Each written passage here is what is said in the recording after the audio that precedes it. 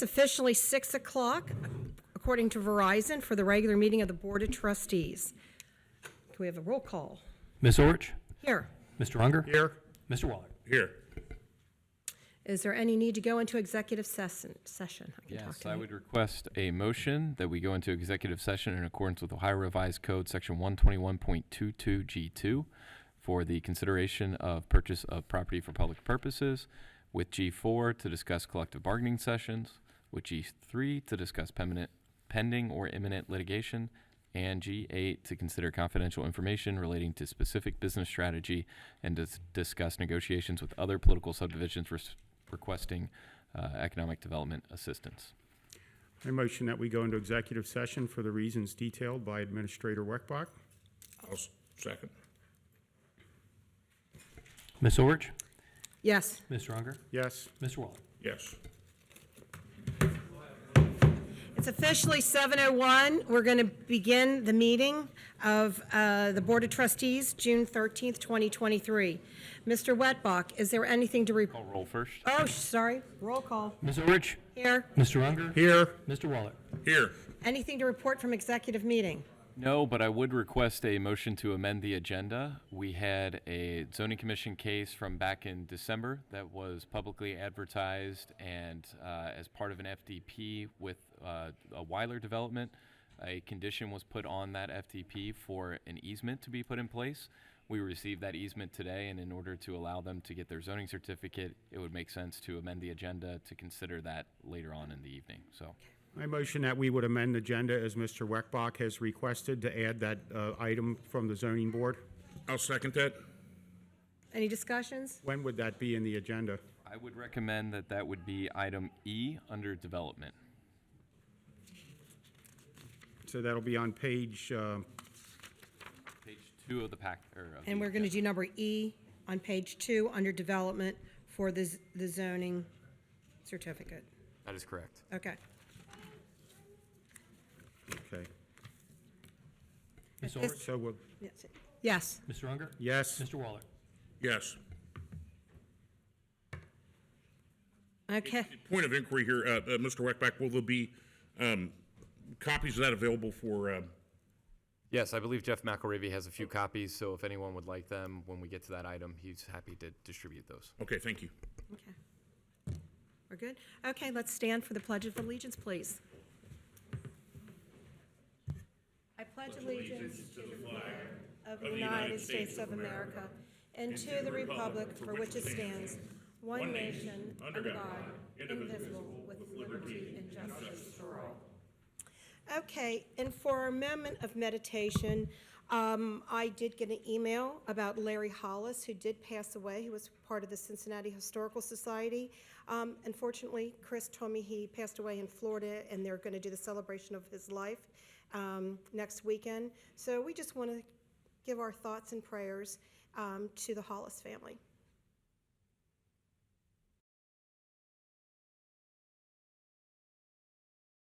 Thank you so much.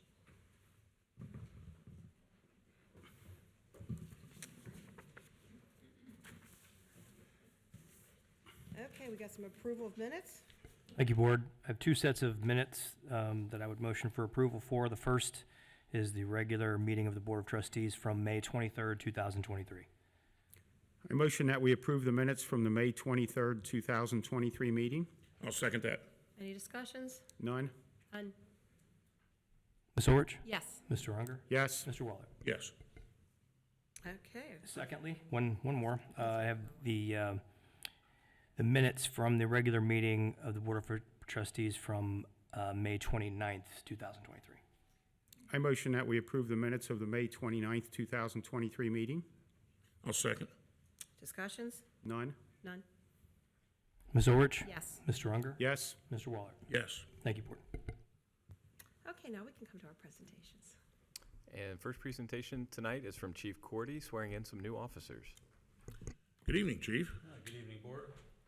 If I could have Seth, Mike, and Chris come up here with me, please.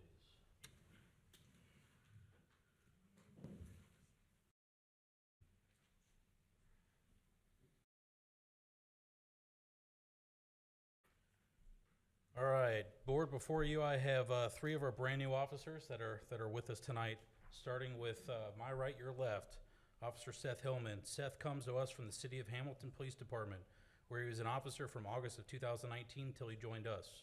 Prior to his time at the City of Hamilton, he was also with North College Hill PD for 1 year. Seth graduated from Baden High School and did 4 years active service with the United States Army. Prior to coming to us with Colerain Township, Seth was a member of City of Hamilton's SWAT unit and the gang unit. Right here on the far left or your right, Officer Mike Varon. Mike comes to us with 3.5 years of experience as a police officer, splitting his prior experience between Goshen Township Police Department and Mount Healthy Police Department. Mike attended Cincinnati State and received his associate's degree in criminal justice. And I'm sure most of you recognize Officer Christopher Thomas here in the middle. Chris spent his first 6 years with us and was actively recruited by another agency. We lost him for about a year. Chris spent quite a few months with City of Springdale Police Department. Most importantly, Chris is back here. Chris is home. We welcome him back and glad to have him. We know what he means to the department and to our community. All right, guys. If Seth, do you want to start and introduce who you brought with you tonight? This is my daughter Blake. Anybody else you bring? That's my girlfriend Shelby. There you go. That's my good friend here. Mike? It's my fiance Laura and my mom Kelly, my stepdad Rob. Chris? My daughter is Annalea Thomas. She's 11. She's in Arizona with her mom for summer. And my parents are out of town, so everybody's enjoying vacations. All right, guys, let's have your backs against Mr. Baker there for me. Those that are pinning, come on up.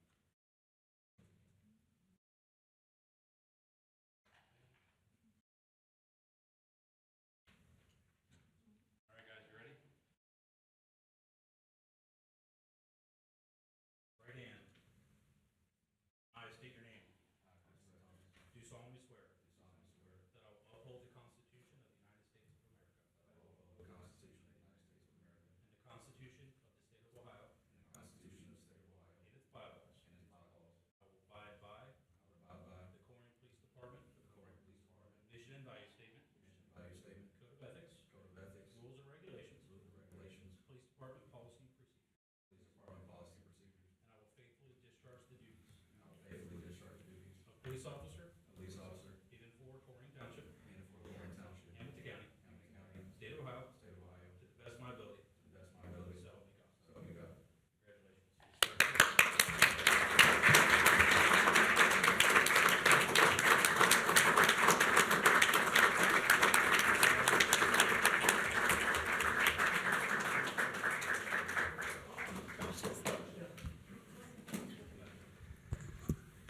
I say all the time to people, I feel when you swear these guys in, and welcome back, Mr. Thompson, and I always feel like they're my babies. And tonight, and you've been one of my babies, and we have another one of my babies coming here, Mr. Hillman. I've known him for a very, very long time, and I'm so happy to see your face here. And thank you all for joining our department.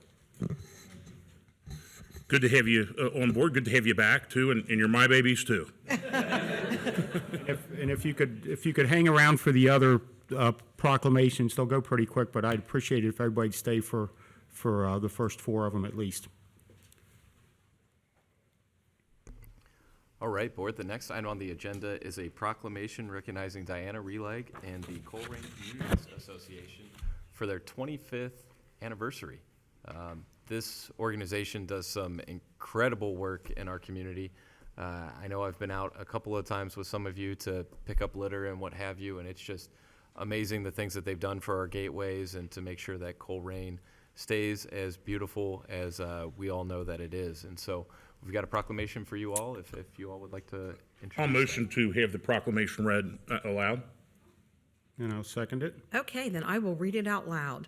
Whereas the Colerain Community Association, CCA, was founded in June of 1998, primarily through the efforts of former Colerain trustee Diana Releg to make sure Colerain's visible public areas were always well-groomed and maintained.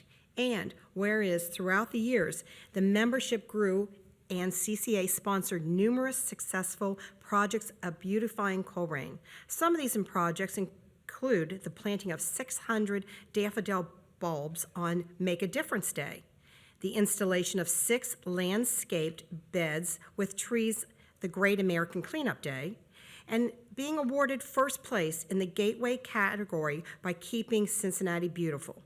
And whereas the CCA is an all-volunteer nonprofit organization with 86 members, they work diligently on picking up trash and debris at several locations. Their fundraising efforts provide the materials, tools, and gears necessary to provide these services. Therefore, be it resolved that Colerain Township Board of Trustees recognizes the Colerain Community Association as an outstanding organization that is dedicated to keeping Colerain Township beautiful and welcoming to all the residents and visitors. Be it further resolved that in recognition of all that the Colerain Community Association has done for Colerain Township, the Colerain Township Board of Trustees hereby proclaim Tuesday, June 13th, 2023, as a special day of recognition for the Colerain Community Association and all its dedicated members. Thank you so very much.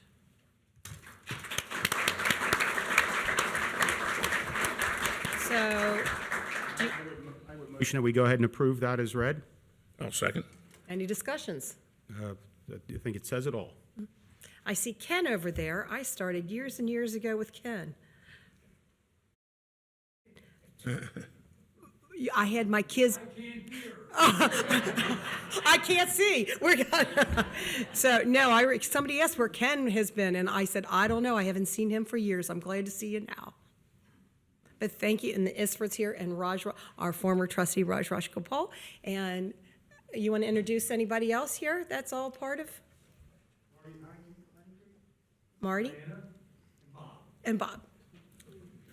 Thank, George Isford. I forgot Carol. Hi, thank Carol. you all for all your work. Absolutely. Yeah, thank you for all your work. I think the impressive thing is that 1998. I mean, it's just you just keep grinding, and that's how you make a difference. And that's just I'm just so impressed by the amount of work and hours you've put in trying to keep things beautiful. And thankfully, every time I go past the Ronald Reagan on the Colerain, this summer I got worried because nothing was alive, and I guess we've had some rain, and maybe that'll look green and help us out a little bit. But thank you so much for everything that you've done over the last many, many years. And I've mentioned it many times. I love seeing those green garbage bags piled up for all the trash you do get. Thank you.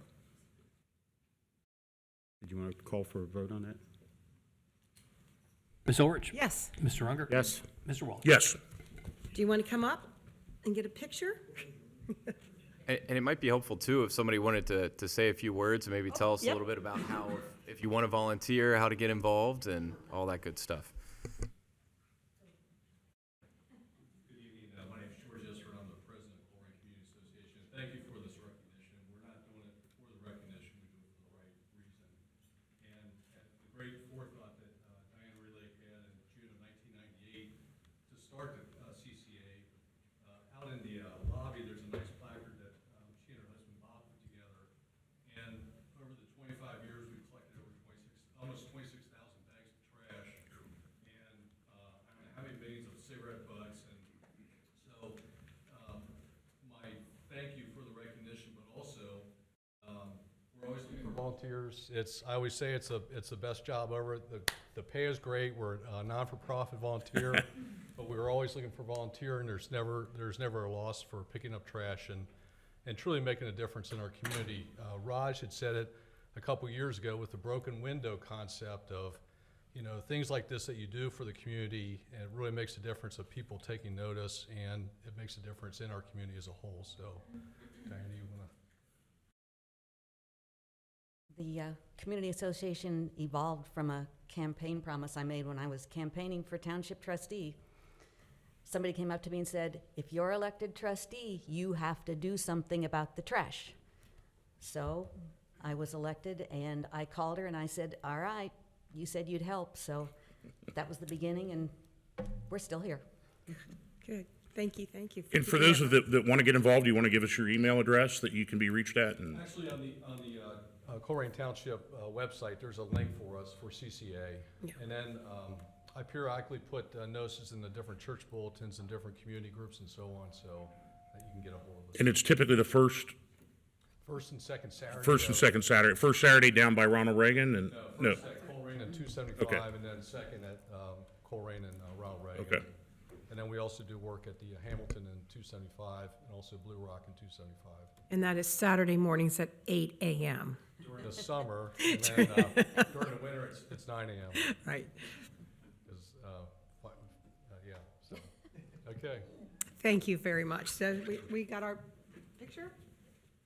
You guys want to come down? And everybody get a picture together? Come on, guy.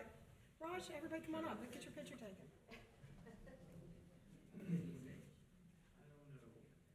Oh, you come on. Get over here. Oh, you can do it.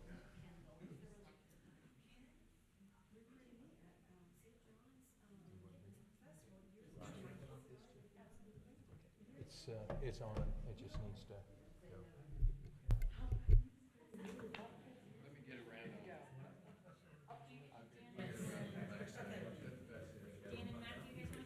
Kind of stand back here. We'll just stand right in the back. Like this.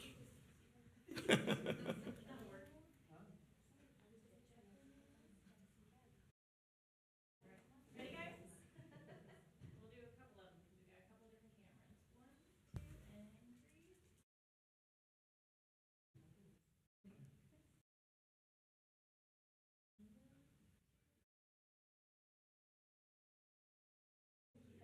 cameras. 1,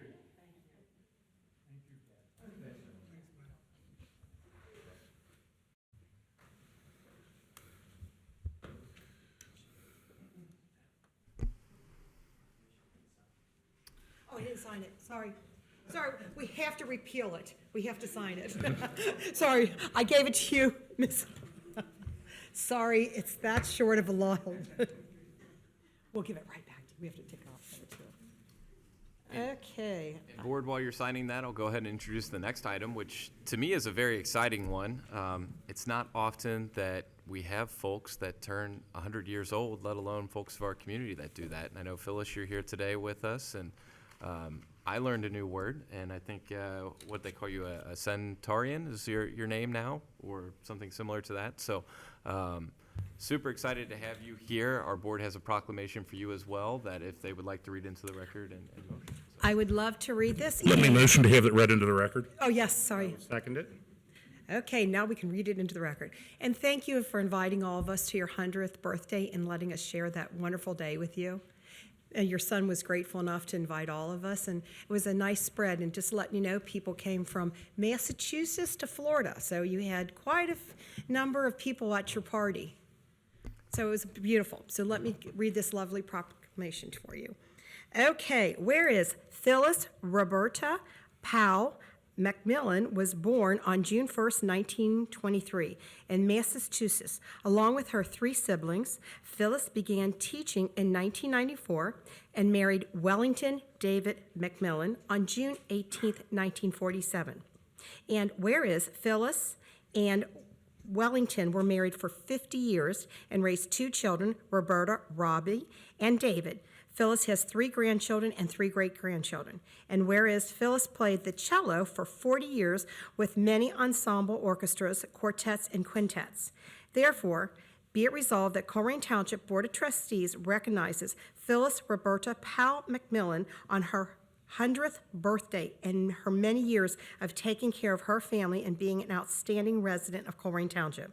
Be it further resolved that in recognition of all that Phyllis Roberta Powell Macmillan has achieved throughout her life, the Colerain Township Board of Trustees hereby proclaim June 1st, 2023 as a special day of recognition for Phyllis Roberta Powell Macmillan, to acknowledge her contributions to her family and our community, and to wish her many more years of celebrating life with her family and friends.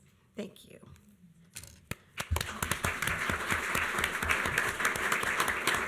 And I motion that we would approve that to get it to the floor for discussion. Second. Would you like to say anything?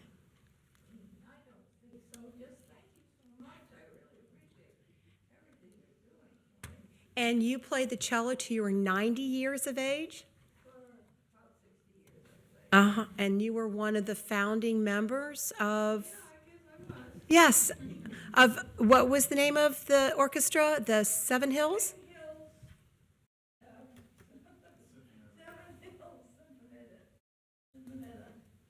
I got to meet some of your orchestra friends. It was a pleasure again to be there. So can we get a picture with you? Can we get a picture? Maybe after the vote.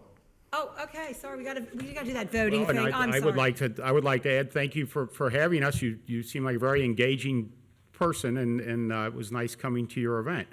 I think at one point you mentioned you had worked for Procter & Gamble, and you moved here in 1960. So you've been a township resident for the last 63 years, and I'm sure you've seen a lot of change in 63 years, which is older than I am. So, but I'm very happy for you and your family, and you have really wonderful extended family and friends that we got to meet Saturday a week ago. So thank you for taking the time to come out here. You're always welcome at our meetings, and we will have another Phyllis McMillan Day next June also. So make sure you put it in your schedule to come back. It'll be next June. So just make sure you're here for the June meeting. So. Yeah, thank you again. My apologies, I couldn't make it to your event. I think your son emailed me, and I was out of town that weekend. I know, if I would have known that, I would have canceled my trip, of course, but I was with family in Fentress County, Tennessee, so so I had the same kind of thing, a big family reunion, but certainly thank you for everything that you've done. Thank you for being a teacher. And thank you for being a Colerain Township resident, and happy birthday. Now, 101 I'll sing. Yeah. That's next year. Yeah. I might be out of town. Okay, can vote? Ms. Ulrich? Yes. Mr. Unger? Yes. Mr. Wallace? Yes. Okay, now we can take a picture. Let's sign that. I did. Oh. Okay. Did you come separate? Come on, you gotta get up. I gotta sign this too.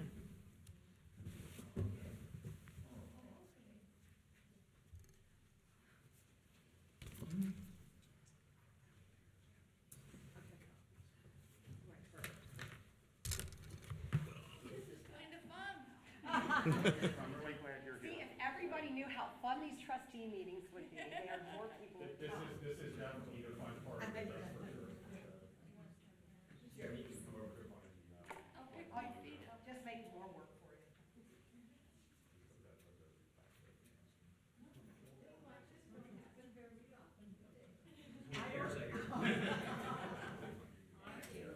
We'll do a couple of these. Ready?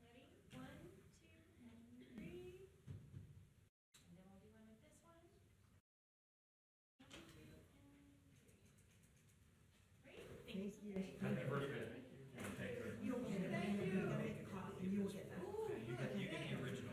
Great. Thanks. We can email them or get a picture, okay. I did one with his phone as well, too. Okay. Thank you.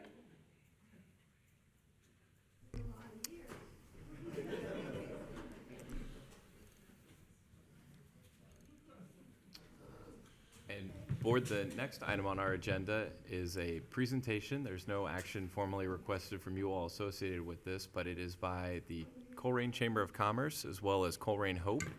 They did a video contest over the past several months, and they're here to present those winners and present the videos themselves. And without further ado, I'll turn it over to Dave for more introduction.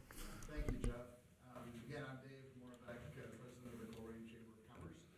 And I just want to remind everybody that's here and watching online that we have our largest event next week, the Hometown Hero event at the Willow Event Center. We're going to be celebrating 3 veterans this year, including Gary Henson, who is with the Historical Society, Roland Brown. Oh, thank you, Chip. Where would we be without technology, Chip? Thank you, Chip. As well as Bud Becker. Bud is a longtime community resident and fireman, and his son Scott, or his grandson Scott Becker, had nominated him for our Hometown Hero Award. We've got 3 women who are going to be celebrated as well. Again, I just want to recognize that our vintage baseball game is going to be held again, and you're all welcome to come out and throw a first pitch, as you did last year. I'll throw the strike again. It'll be 5 o'clock at the Colerain Park ahead of the fireworks on July 3rd. Ahead of the videos that you're going to be seeing is a short 30-second or so spot about the Snazzy Awards. You may have seen some recognition online for some businesses across the community that are keeping up their property. I know that there's been an initiative across Colerain for beautification, for facades, and for keeping their storefronts clean, and we just want to support that through the Snazzy Awards. Laura Dakin is here.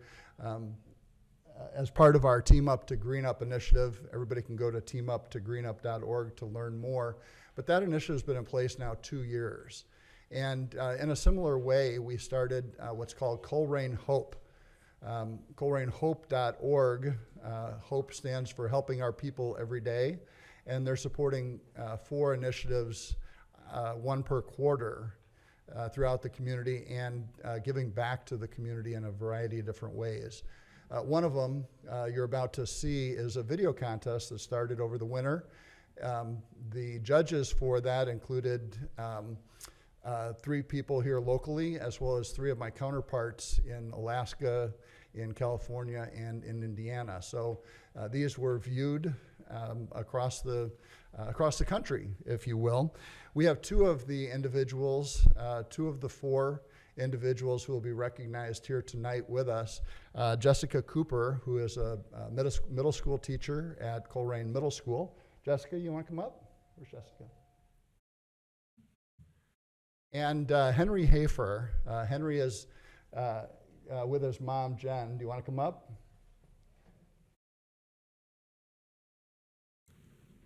Two individuals that weren't able to be here tonight.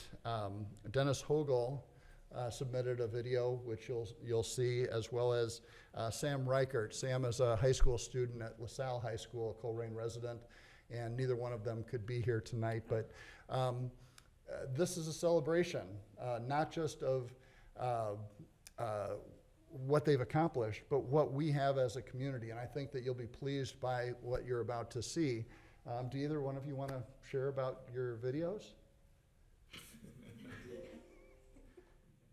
You want to let them speak for themselves? Sure.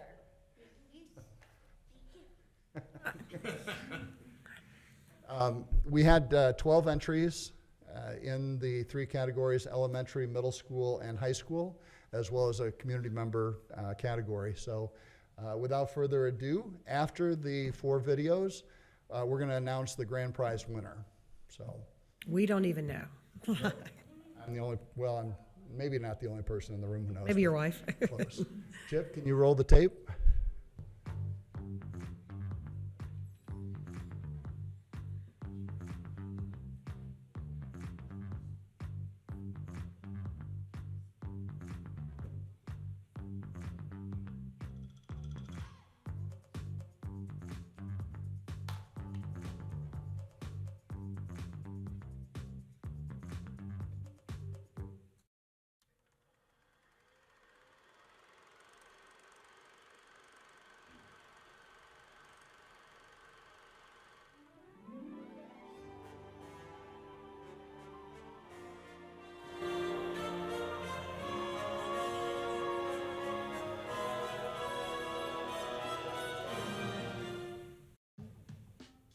Hi, I'm Henry. I love Colerain because it's a great place for kids to have fun.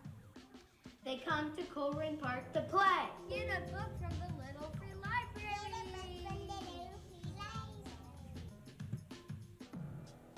Go to Heritage Park to get out in nature, enjoy the bike trail, and play a game of frisbee golf.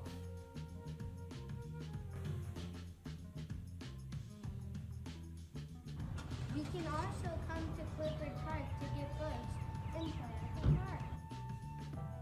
Come to Art on Fire to pick out and paint a ceramic. I'm excited to come to camp this summer. You can come donate a book. I read it. I went to Colerain football camp just like my dad did so long ago. I'm excited to go this year. We are Colerain. Come to Dairy for ice cream on a hot summer day. Come to Ricky to get some yummy chicken. I ran my first 5K in Colerain at the Pray Hope Believe 5K.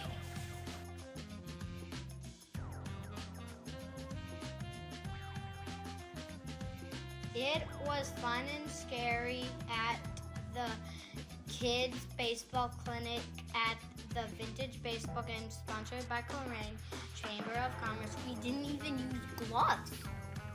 See the grapes growing and enjoy a meal and run the hillsides at Fino Colette.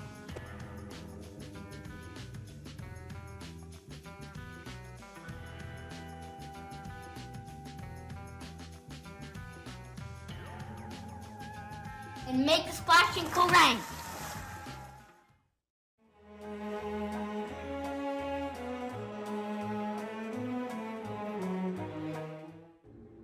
Hi, I am Jessica Cooper. I am an 8th grade language arts teacher here at Colerain Middle School. And many of the reasons why I love working in Colerain kind of have to do with a full circle story. I started out at Miami University as an education major, and we used to come to Colerain to go shopping and to have dinner. It was kind of like the big city. I love the location, I love the businesses, and I also love my experience as a student teacher at Pleasant Run Middle School. This afforded me connections, and then I became a teacher at Colerain Middle, where I've been for the last 18 years. I adore the students here. They are motivated, they're excited, they have pride in their school. Everyone here in our building especially is a big family. I love coming to work because I know that I am supportive. I know that I have a lot of colleagues who have the same goal in mind. And honestly, Colerain is just a great place. We have the library. Grosbeck is where I go a lot for educational tools. We have wonderful businesses. We have things for the students to do. The park is just in our backyard here. We like to do team celebrations there and other things. And really, Colerain is just a great place to be. I think it's been my whole career, and I plan on being here for the rest of my career. And actually, one of my children is now a kindergartner in our district. So I can't say enough good things about Colerain, especially Colerain Middle School. Go Cards! And I am grateful that I am a teacher in this district.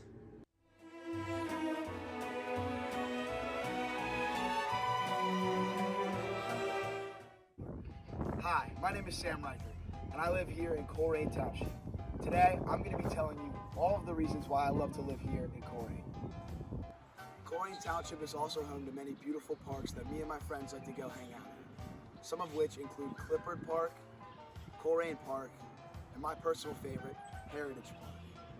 In my free time, I also enjoy many of the activities that Colerain Township has to offer, such as jumping around with family and friends at Rocket Jump, bowling at Hyde's Bowling Lanes, watching a good movie at the Escape Movie Theater, and many more. For all of these reasons, I couldn't ask for a better place to live than Colerain Township.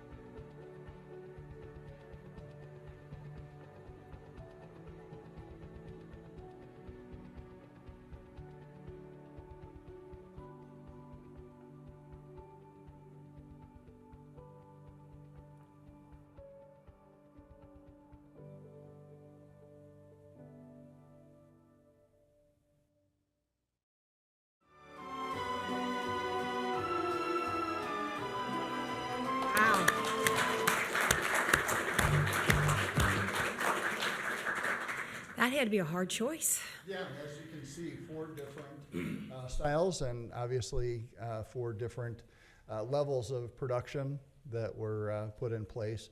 A special thanks to Dana Gagnon for putting the production piece together. She added the flair to the presentation tonight. Chip, thanks for the technology back there too.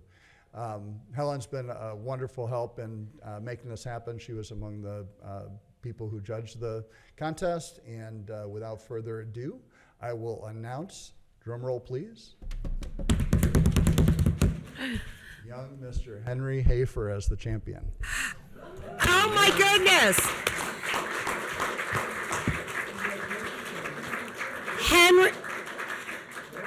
Henry, do you want to invite those women over there? I think they were a part of the production too. Should we get... You two did awesome in the video also. I love the outfits. Congratulations. Congratulations Thank to you for you. giving us the opportunity. Thanks Thank you for bringing- organizing this. Well done. Thank you. Welcome. Dave? Congrats and good job by everyone. Yeah, we got to get some. Sure. I think we should use some of these pieces for PR with Colerain. I think they were well done. Businesses would love them.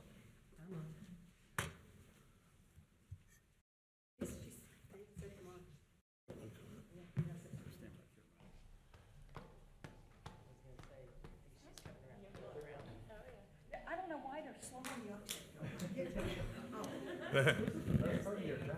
Yeah.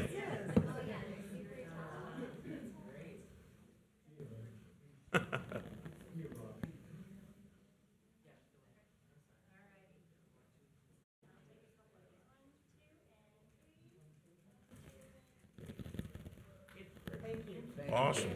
I have USA hair bows just like that at home too.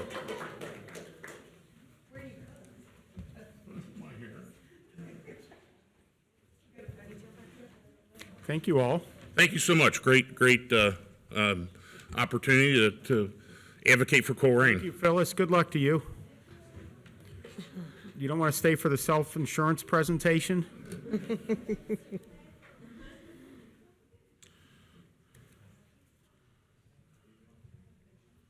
All right, we'll give it a minute while whomever is looking to leave the room ducks on out, and then I think Tiffany's here to introduce the next speaker for tonight.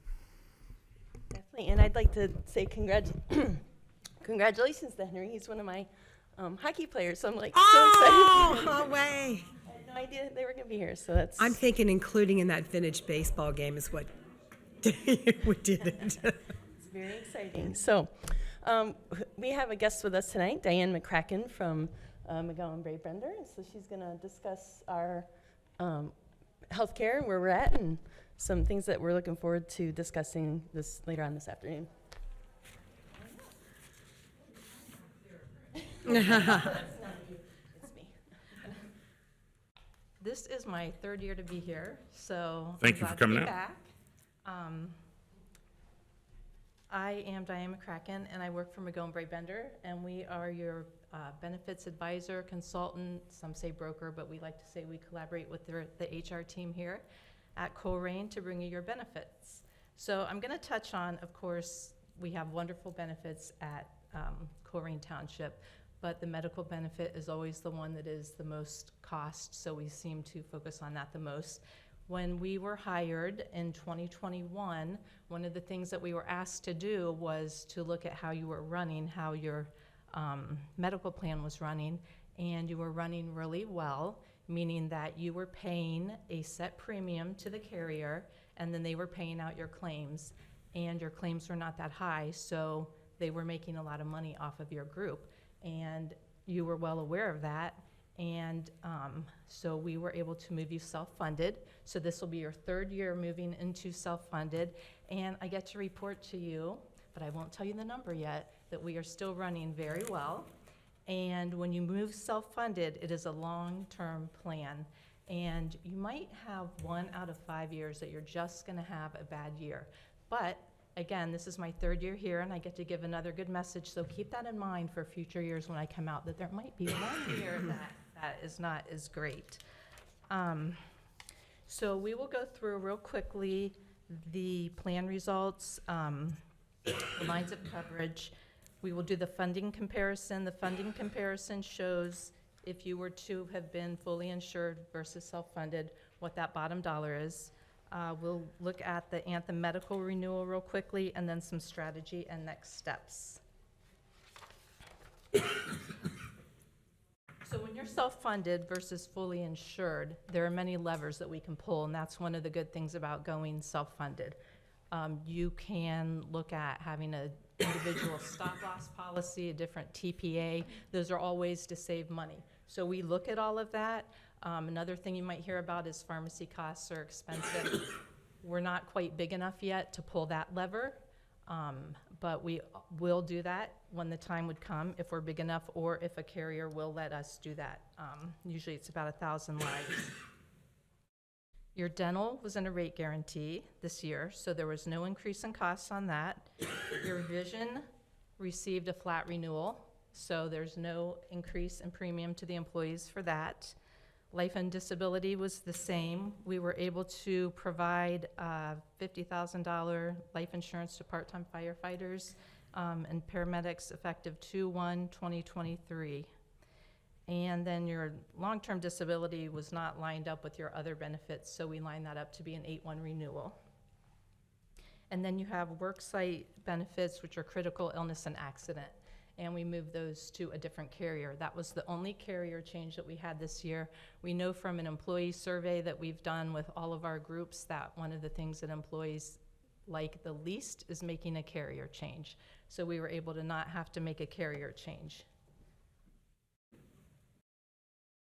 Having said that, we went out to the market, to the different carriers for negotiating purposes.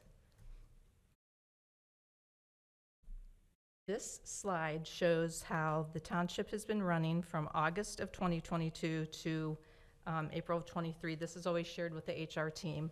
And can we see on the very right-hand side, if you look at the bottom number, it says 104.1. So if your budget's at 100, it shows that you were 104, so one over budget. However, then you take the stop-loss reimbursements, and that took you to a 92%. So if you were fully insured at a 92%, you would most likely get a renewal between 20 to 25%. You did not get a 20 to 25%. But keep that in mind as we go through. To the next slide. I want to do a drum roll.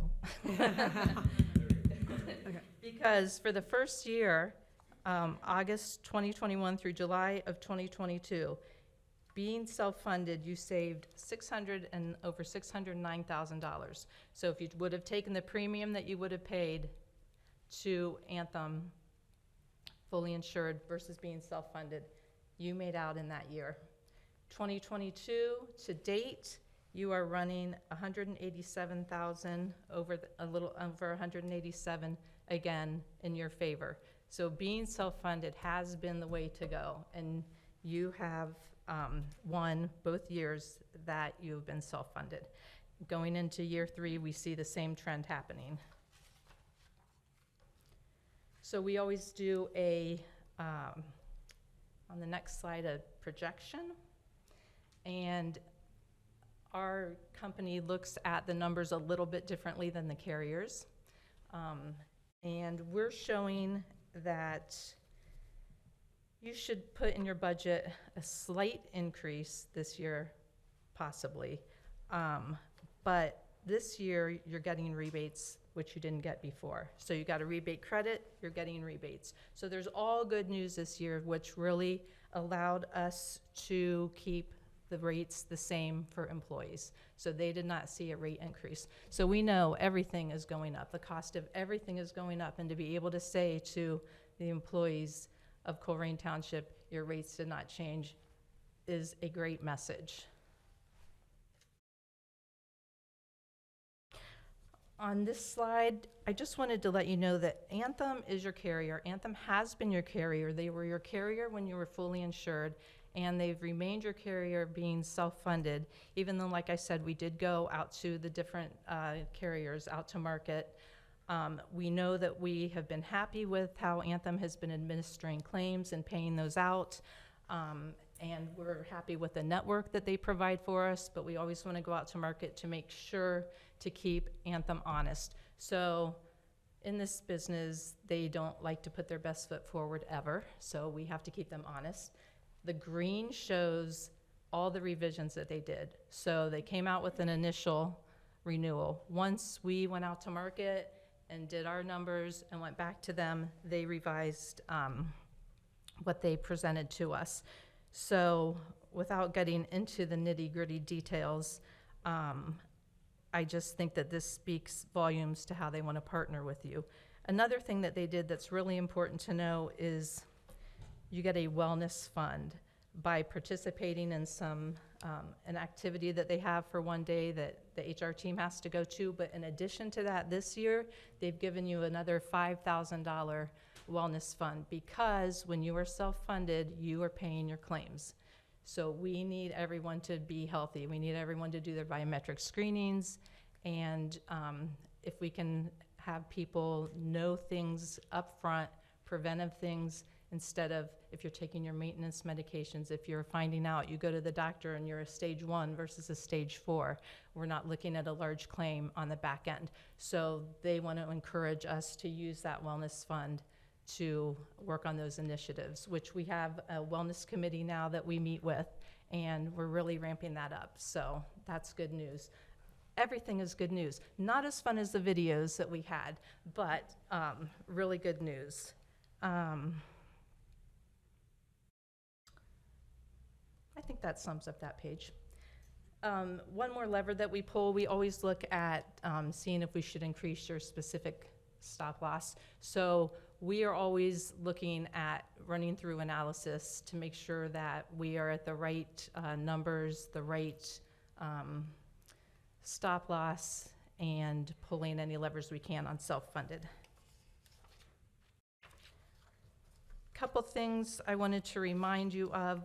We have a advocate team, so I'm sure most of you have had a bill that you've gotten before and you're like, this doesn't look right. And you call the insurance carrier and you say, this is my problem. And they say, let me transfer you.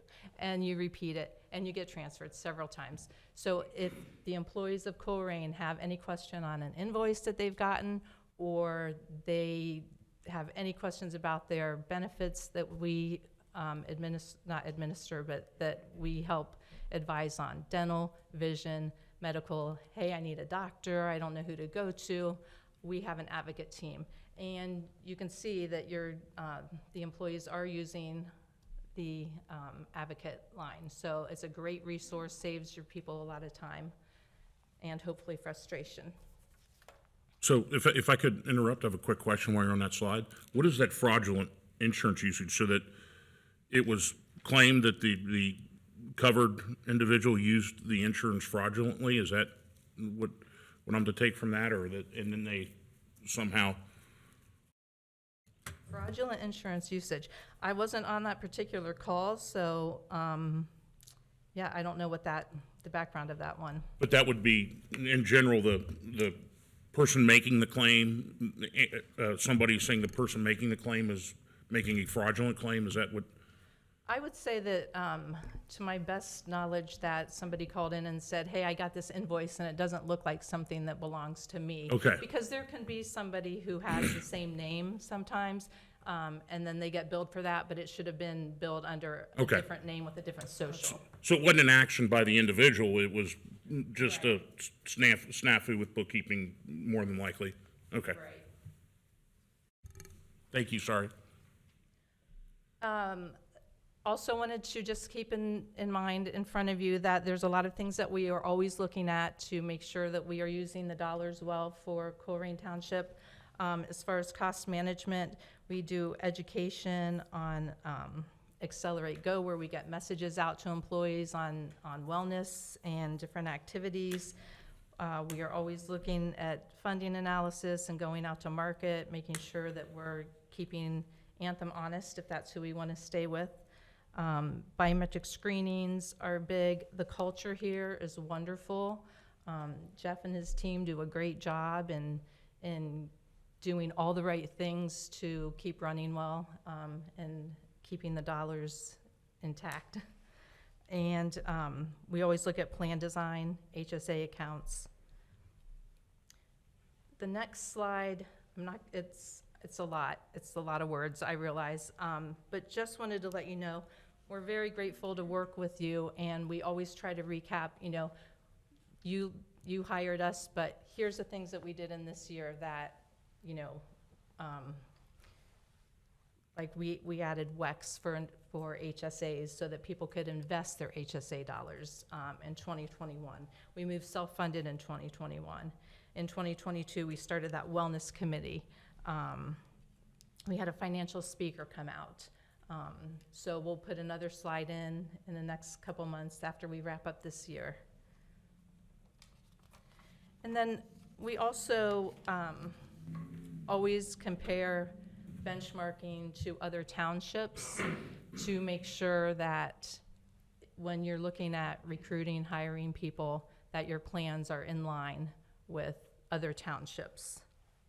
And you definitely, I know that's hard to see, but you're in line. And if there's anything we ever tweak, we talk about that at the meetings. Do you have any questions for me?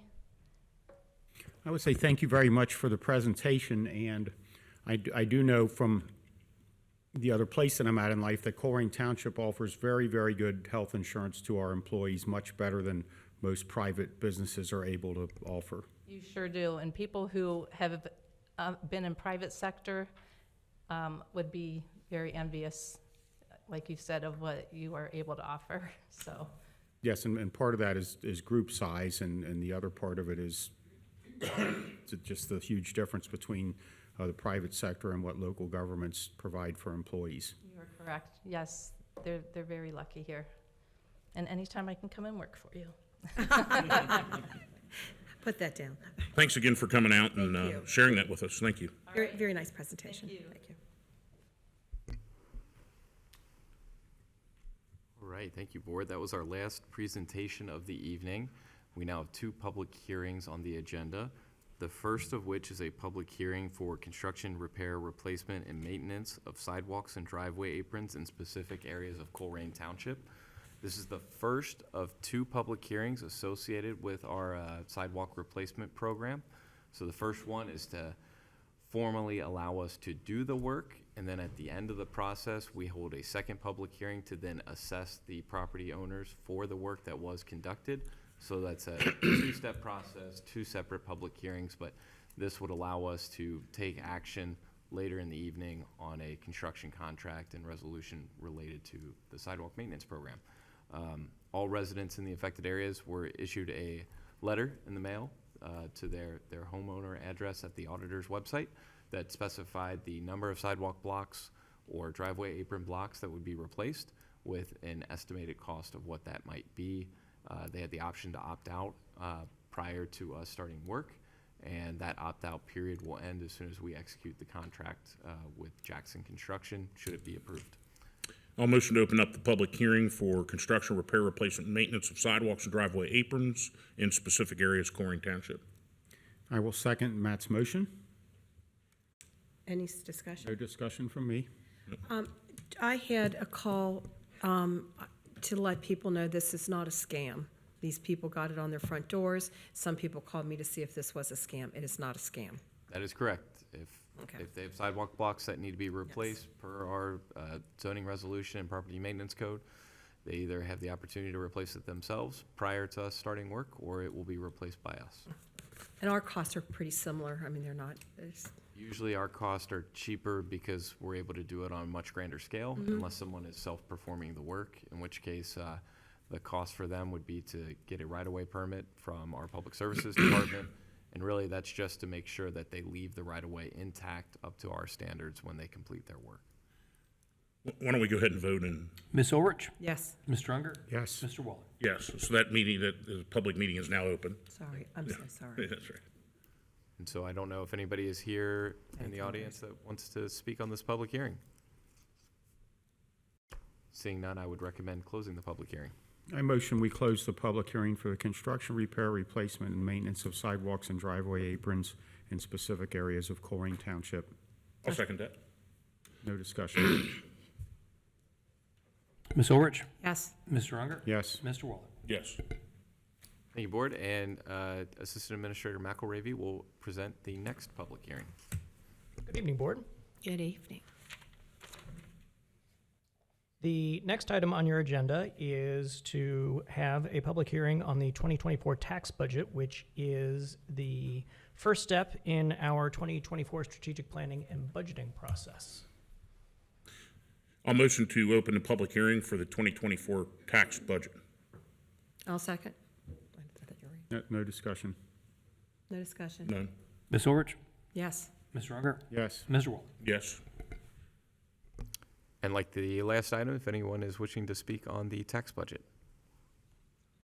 Seeing none, I would recommend closing the public hearing. Motion to close the public hearing on the 2024 tax budget. I'll second it. Ms. Ulrich? Yes. Mr. Unger? Yes. Mr. Waller? Yes.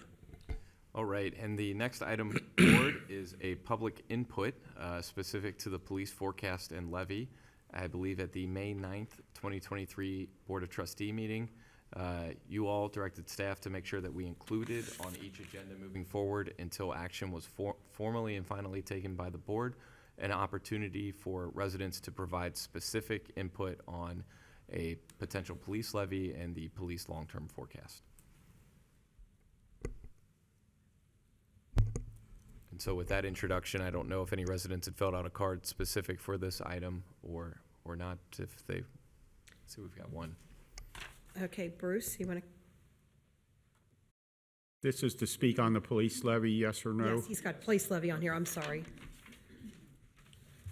No need to swear in, not a formal public hearing. Okay.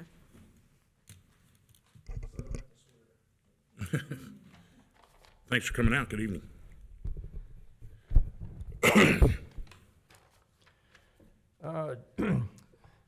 Thanks for inviting the input tonight.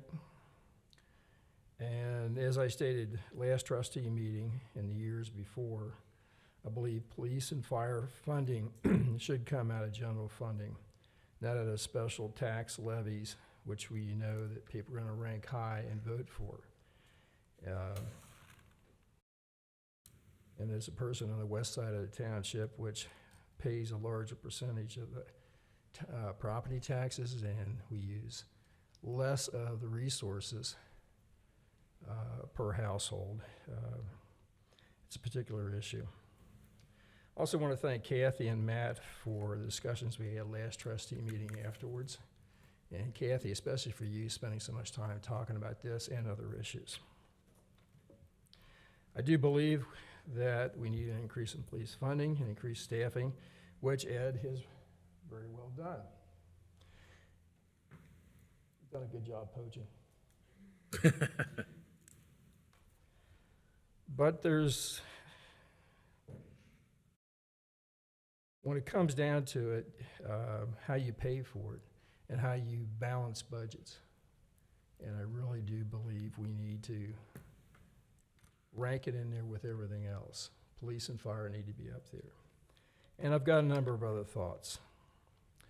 I've been doing a lot of thinking about the state of our local, state, national, and worldwide conditions. What I find is our society is in continued ethical, moral, progressive decline. This means we will need more and more safety considerations. This includes increased police, fire, EMS support. But also, as important, and maybe more importantly, every citizen must have personal attention to these escalating issues. Especially citizens must be more situationally aware of our surroundings. As a firearms instructor, we try to get situation awareness, get your face out of your cell phone, what have you. Pay attention to what's going on. Also, I know Alan and Ed present response times and whatever to look at on paper. But in reality, between that 4 or 5 minutes from the time you're dispatched to the time you arrive, or depending on your situation, you may have 5, 10 minutes, 20 minutes, 30 minutes to whatever to take care of the issue yourself. So the citizens have to be prepared for situations as they arise. And one suggestion to Alan is maybe a stop the bleed presentation like Cincinnati's doing, not just for firearm woundings, but use chainsaws and what have you.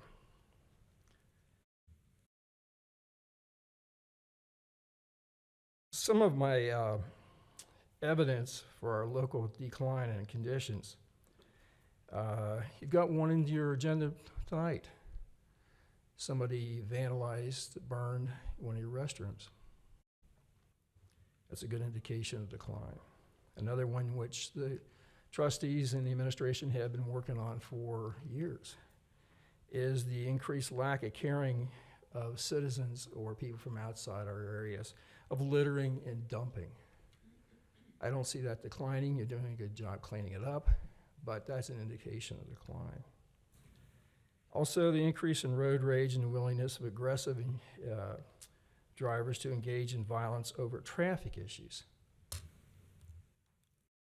It was a year or so ago up on 275 by Blue Rock. 2 people bumping each other, stopped, and one shot the other. Also, especially the youth's propensity to attempted homicides after they feel they've been disrespected or whatever. That never happened when I was a kid. But is increasing, if we see from Cincinnati, which is going to progress out this way to some degree. This is a deep concern of mine. And to put a little personal note on this, several weeks ago, on a Friday evening coming out of Aldi's, I think it's Commons, I guess the road is, we're at the traffic light. It's right after Northwest School had been let out for summer. 3 carloads of young males, I think they're, at least the ones that got out of the cars were males, blocked both lanes of Colerain Avenue, and a couple of them started beating on each other in the middle of the road. One of them kicked the other car. People were honking because of the traffic being stopped. And then they jumped back in the cars and sped off. It was so fast, it was like I couldn't record anything. But it got me thinking. In some situations, if they weren't just using fists, we were within 100, 150 feet of this incident. Where would stray rounds go? And as an instructor, most of the people using these firearms or other weapons don't know what they're doing. So there's a good chance of hitting an innocent bystander at a restaurant, Burger King across the street or what have you, as the person they're trying to hit. So anyway, I'm just trying to bring this up. I don't have any great solutions, but thanks for listening. Thank you, sir.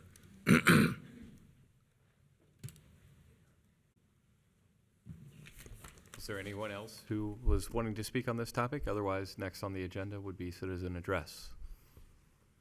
I don't have anybody on police, okay. Okay, citizen address. Ned Heger-Brem? Did I pronounce that correctly? You did. Okay. Great job. Thank you. From the Groesbeck Library. Thank you very I much. was going to read 2994 West Galway. Wow, that's excellent. Thank you for the promotion. We like to stay busy. We like to stay up front. I do want to say thank you for having me. I'll make this really quick. I do want to say thank you to the township for all the support that the township provides.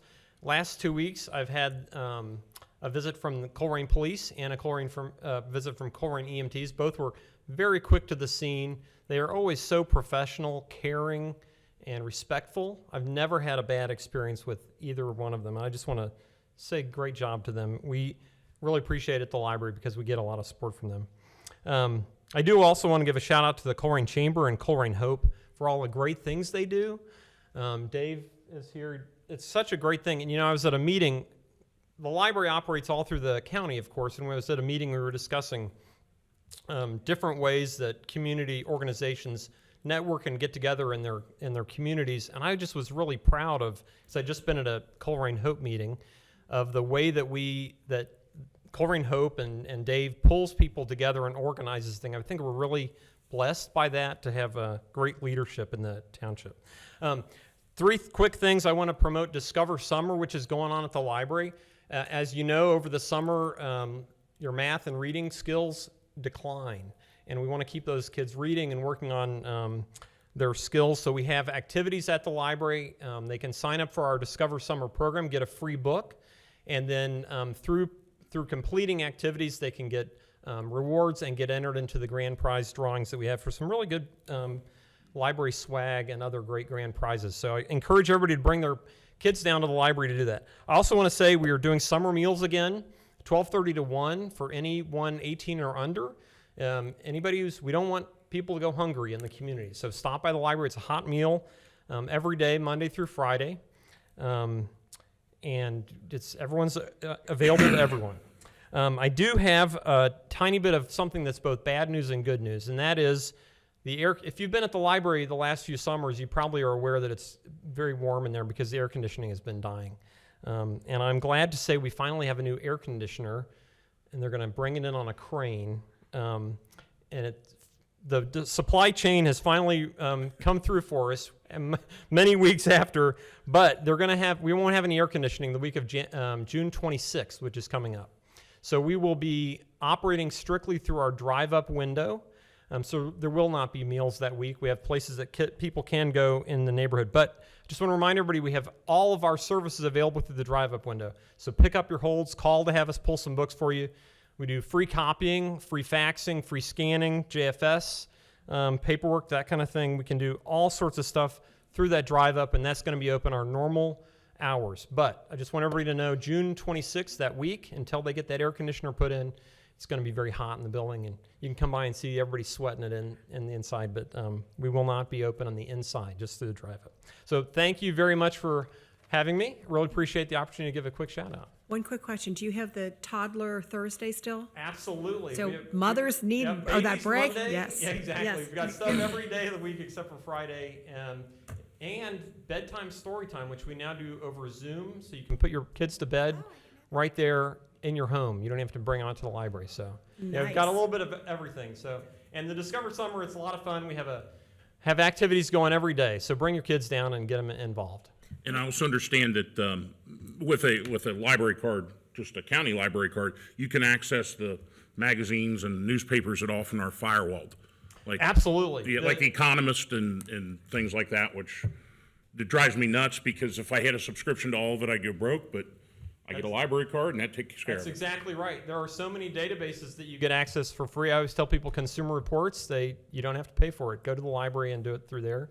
Full text access. And books on tape. All these, thousands and thousands of ebooks. It's a world of opportunity. And Ohio is very blessed with great libraries. If you have a Cincinnati Public Library card, you have access to books throughout the state of Ohio. And you can get a library card in any location in Ohio just by being an Ohio resident. So take advantage. I always tell people, get your money's worth. You're paying your taxes.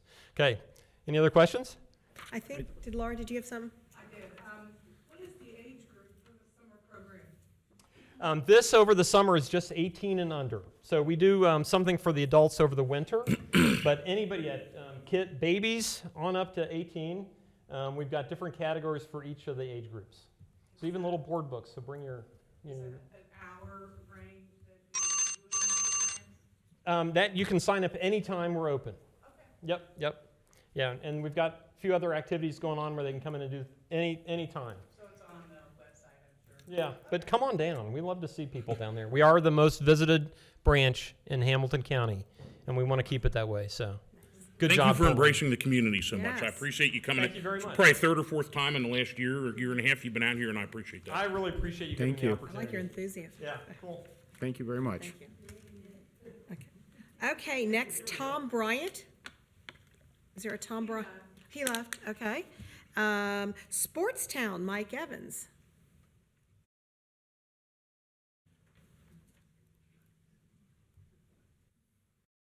Hard act to follow, right? Yeah, yeah, yeah. Hey, how y'all doing? Hello, Mike. Thanks for coming out. I'm Mike Evans. I'm the guy that officially took over. Too close? Get closer? Yeah. Get closer. Oh. I'm the guy that took over Sportstown, the old Golden Corral on Colerain, 8750. And it's been like a rough fight over there, getting everything together. But what I will say, what made it great was these guys. They came through for me in the division of going through and making sure that everything went well with me. I had no problems getting all my certificates, getting everything that I needed to get everything going. I had a few special guests come through, didn't know who they was, and I'm here today, and I'll say that he looks different in a suit. But He was bragging about your food. Well, yeah, so the food is actually pretty good. I think if everybody gets a chance to come and check it out, it's not your typical sports bar. It's not like BW3s. It's like BW3s mixed with like a cheesecake factory. It's very nice. Okay. Yes, very nice inside. We don't just sell chicken wings. We sell lamb chops, lobster tails. Oh, okay. Yeah, those type of things. Steak. Now, do you have the golf simulator? The golf simulator is on the way. Okay. Yeah, so what happened was me and my wife, my beautiful wife, she couldn't make it to right now. She has the grandkids and the kids right now. But we went and kind of tested out the one that we had. We didn't like that one, so we're going to bring a different one. But yeah, we have games in there as well. We have golf, we have pool tables. We also have darts. So it's a fun place. It's definitely going to be fun coming through there. We got Cincinnati Bengals sections. We have Cincinnati Reds. We cater into the professional sports of Cincinnati and Xavier UC. So, you know, it's a lot. And giving Colerain a chance to come through and you know, hire people from Colerain. Colerain's been amazing to me so far. The police, when they stop through, they get a chance to come to the lot. A few came through, walked through, seen the place, and they liked it. You know, I'm going to be getting with everybody for detail whenever we need them for big parties or big events. I don't know if there's any questions I can Well, answer. Mike, I really appreciate you making the tremendous investment in our community. And for those that don't know where it's located, it was formerly Golden Corral, and you've bought the building and completely rehabilitated it and done a great job on the decorating. It's near the intersection of Joseph Road and Colerain Avenue, which is just north of Ronald Reagan Highway. It's the old Golden Corral location. Completely redone the building. My wife and I did stop in a few Saturday nights ago just to try it out, and I was very impressed with it, and the food was very reasonably priced.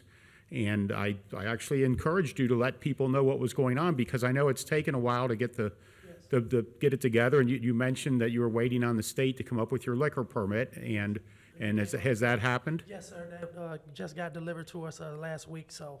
Oh, game on. Yes. Well, and it's just, it takes a long time, and your financial plan for the business, that's a part of it, is being able to sell beer and alcohol and sandwiches and soft drinks, and when half your menu is not available, it's hard. And hopefully, folks in Colerain will stop by, give the place a good look over, and order a sandwich, and I'll bet you'll be back, because I know we will. It's and you're open 6 days a week, and you're closed on Mondays. Yes, sir. We close on Mondays. We open Monday Night Football? Well, I'm teasing. Until the Bengals come up, then we'll be ready for it. Well, and then when Mike's working 80 hours a week, he needs to have a day to go home and cut the grass. So, but no, I was very impressed with it, and I just, you know, when COVID came through and shut down so many restaurants, it really made it tough on the industry. And speaking as one of the three of us, I'm really glad that you've made that investment there, and I think things are going to go really well for you. I've always said you can charge whatever you want for food as long as it's good, and I thought the menu was very delicious, the items my wife and I had. So I wish you the best of luck. Thank you. Thank you. So I don't know if any of the other, Send me an email when that golf thing. Hey, I sure will. and anybody that can stop down at Sportstown and eat, have at it, and thank you for your investment in our community. Absolutely. Good luck, and I echo that. Thank you so much for moving into the community, and I appreciate it. Thank you. Huge success to you.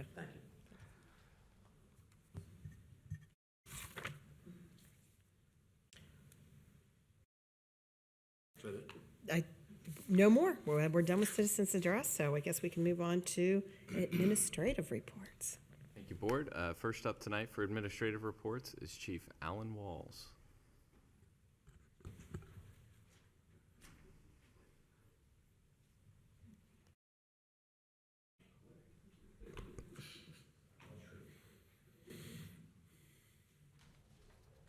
Welcome, Chief.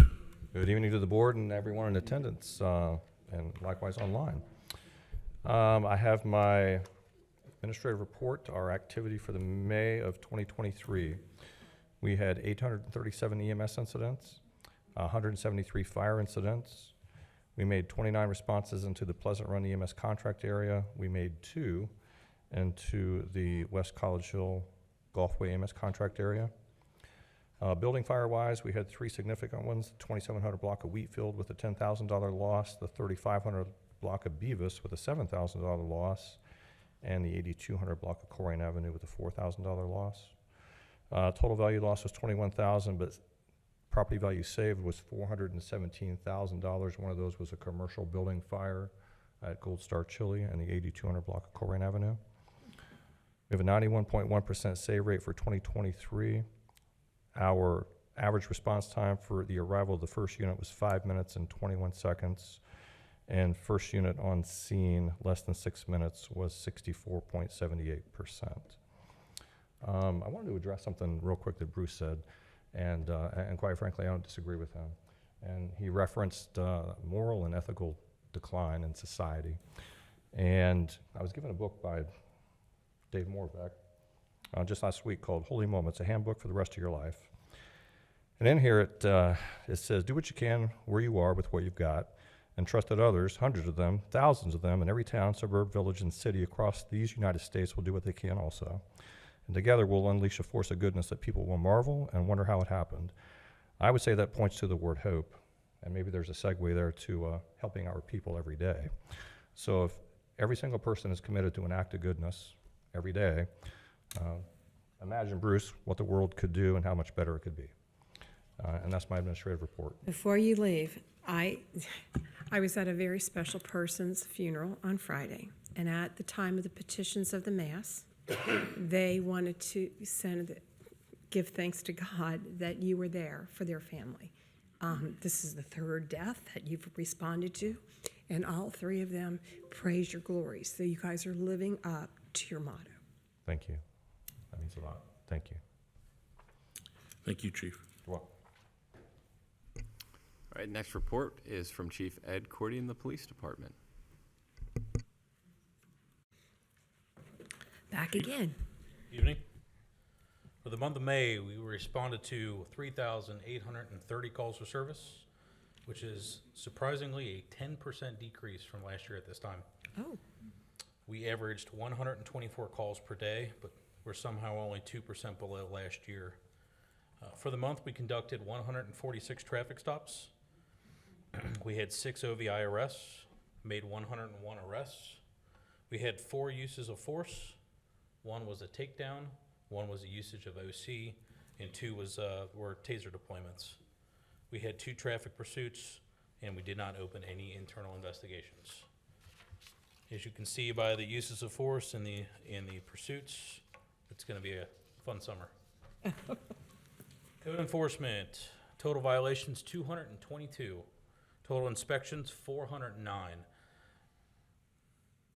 Violations closed 198, violations referred to housing court 12, property maintenance violations 9, zoning violations 3. Henry engaged in 3 litter complaints, abandoned vehicles 31, 6 of which were towed, 6 of which were abandoned without any sort of citable issue, meaning we could not take action. 31 parking complaints, 8 solicitors, and 43 communications with the public. Just an update on the current staffing. We are currently looking at 62 officers and 1 police cadet. That police cadet will start the police academy in roughly 1 month from now. And we're looking at actively hiring 6 additional with our full complement with the school district approval of up to 69. We currently have 6 officers in FTO, which will all be released from training within the next 4 weeks. This will result in some changes within our department. We'll have 1 additional criminal investigator. Currently, our CIU is carrying a little bit higher workload than they typically need to, so we're going to give them some help. We have 1 additional environmental crimes officer, Robert Bolt. You'll be hearing about him here soon. Both night shifts squads will have 8 dedicated officers for the first time ever. That's been a goal that we've tried to get to for years. Mark and I talked about this for quite some time, and we just never could achieve it. And a 5-person impact team. Keep in mind, please, that this impact team, 2 of which are doing part-time hiring process for us as well, so they're kind of going back and forth. Sergeant McGelvig was actually training Chris Thomas. That includes Brian Huntington, Andrew Morris, and Jordan Meinking. Obviously, Brian will be out and about doing his thing. Andrew Morris is our 2nd K-9 officer that'll be out in Pennsylvania in training for the next 3 months still. So we'll have a 4-person out active impact team. Any questions for me? 4-person and 2 K-9. And 2 dogs. Chief, thank you for your good work. A couple questions I had. So you said 62 officers, 1 cadet, and 6 additional hiring. A couple of months ago, when you took, I guess it's probably been a year now since you took over. It's About 9 months. okay. You came to me, we had a discussion, and at the end of that discussion, I was concerned we were going to have a police department. We were down to 47 officers, and we were losing them as fast as we could get them. So to hear that we're at 62 plus a cadet and 6 additional is fantastic. I think we tried to make an effort to meet the police officers where they're at and some of their requirements. And one of those things was an MOU for additional salary. And one of the things that really pushed me over the top for that was taking a look at overtime. And we talked about this, so this is kind of not a surprise to you and I, but just to let people know, how many hours of overtime did we shave off last month? Well, I think we're roughly 50% of where we were. So it's, when I looked, it was 800 hours. 800 of hours. 800 hours in 1 month of overtime. So when people look at the calculus as to why we made the decision to do an MOU and to up the police salaries and to get police officers that are somewhat more experienced. I mean, you brought an offensive line in here today. You really did. I'm like, I wish we had that for Borough. Those guys. Oh, myself? Yeah, I mean, we're getting some very, very well-trained officers.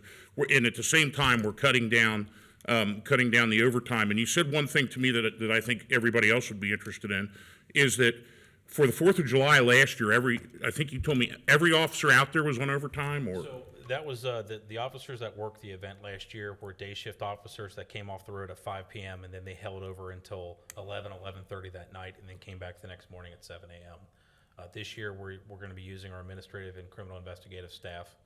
Road patrol will not be impacted by this whatsoever, and we have enough, actually a couple extra officers to where we're going to be able to have. We're not going to be draining our officers working 18 hours. Which I don't think it was last year, but was it 2 years ago? We had the incident in the mall parking lot that created a big problem because we hit everybody down at the fireworks. And I think I just am so happy where we're at. I agree with Bruce. I mean, there's been a lot of changes in society, and we need to be ready for that. And you guys are the thin blue line that protects us. And I thank you so much for that. And I thank you for working with me to try to get, if we'll try to work to get an MOU, you're going to cut down overtime and you're going to cut costs here. And I'm thankful for that, because to see 800 hours go down in 1 month is incredible. That's just blew my mind when I saw it, to cut it in half. And I really didn't expect, because we're still hiring. So I didn't expect numbers. I thought, well, he'll get 10 or 20% off now, but we'll wait till the fall when it can really hit.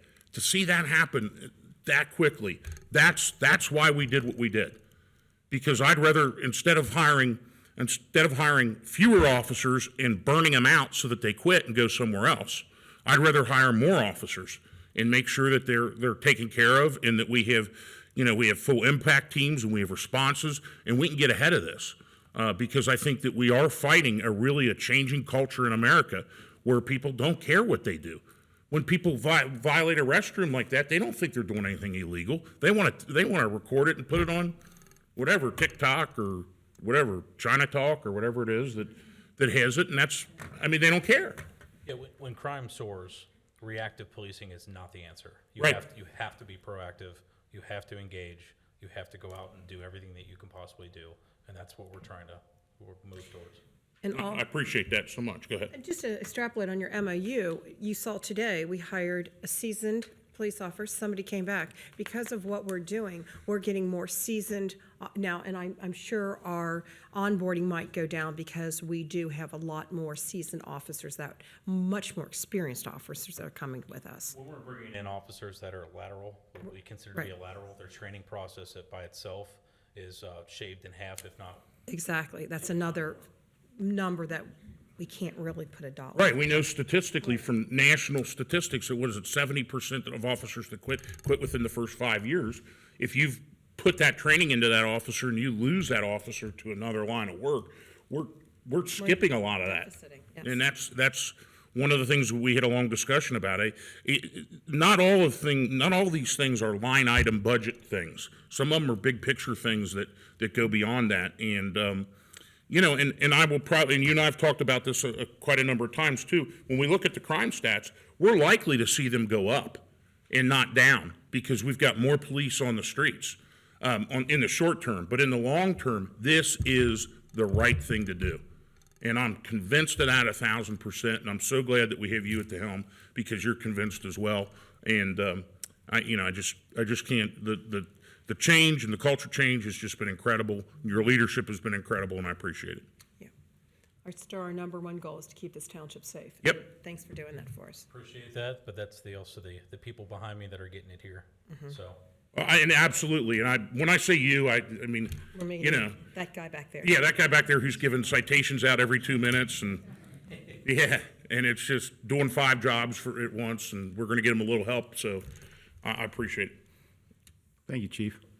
I'll just say before I sit down, it's one of our officers' birthday, and I know he's watching. Happy birthday, Steve. Oh, okay. He's watching? Oh, wow. What a birthday. On a birthday, yeah. He gets to watch this. That's like, I woo. think he was working earlier today, too, so. Up next, we've got Tiffany Mays to present Public Services. Hello, board, again. Okay, the first item that I'd like to talk about is our second Friday night concert is this Friday. We are featuring the Acoustic Blue Band, and they'll be playing at 7 p.m. in the amphitheater. So come and cheer them on. I think it's going to be a beautiful night. And we've got new offerings at our concerts on Fridays. So if you like to imbibe in adult beverages, you'll be served there. Are the goats still going to be there? Or did they clear out that area? Because they've done a great job, yeah. I think the goats drank too much last time. And Yeah, so I believe when I was at the park yesterday, the goats are in a separate area of the park. They're not right behind the amphitheater anymore. Okay. So. Okay. That was part of the entertainment, yeah. Well. So if you turn your attention to the projector, you'll see our numbers for the month of May. 2023 is a little bit lower than we were last year at 2022. We still have a car counter out of service that we did order that recently, so we're hoping to get that installed soon, so we'll have better numbers in June. And to continue on the report, the litter and trash that was collected this month is again exceeding our target of 25 bags. We received or picked up 1,142. And I don't recall if there's another. Yep, that's it. Okay. Any questions? I think Helen gets a shout out too. Didn't we have almost 5,000 people hit on our Big Clifford movie? Mm-hmm.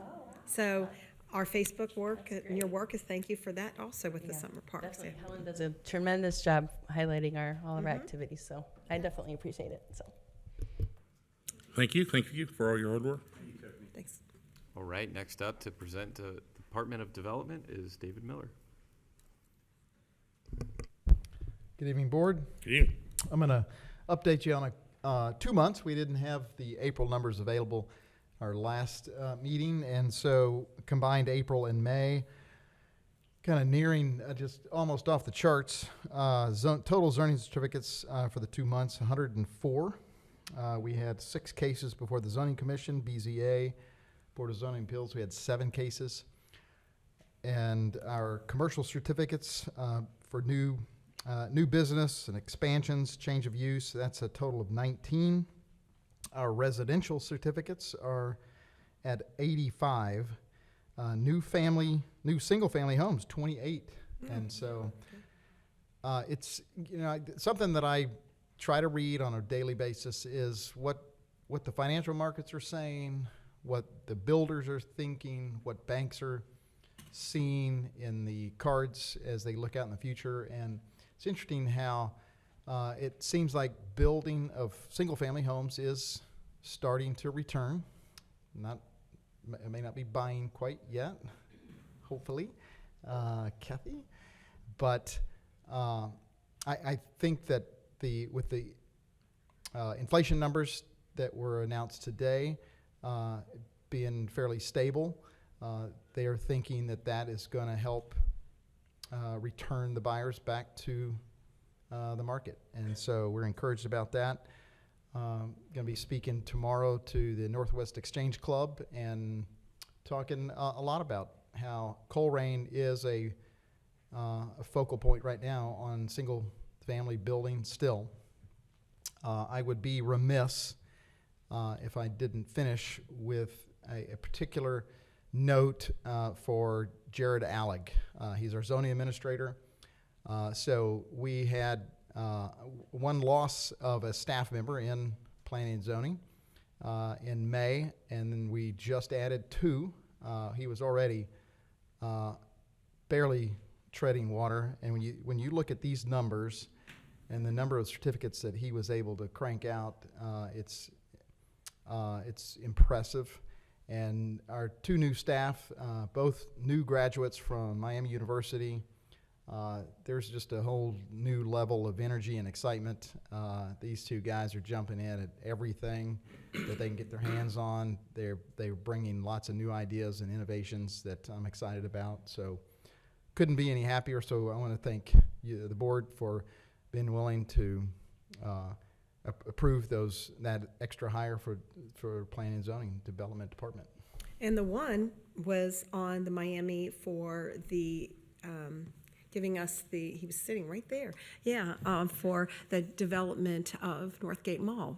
They took Northgate Mall as a project for for an advanced urban planning class, and took that on as a project, met with us a couple of times, and came up with, just creative, innovative ideas. And we just got that from them, the school let out, and so we're still in the process of processing that internally and see how we can use that. And again, they enjoyed it very much, and that's something that he's looking forward to being able to be a part of as well.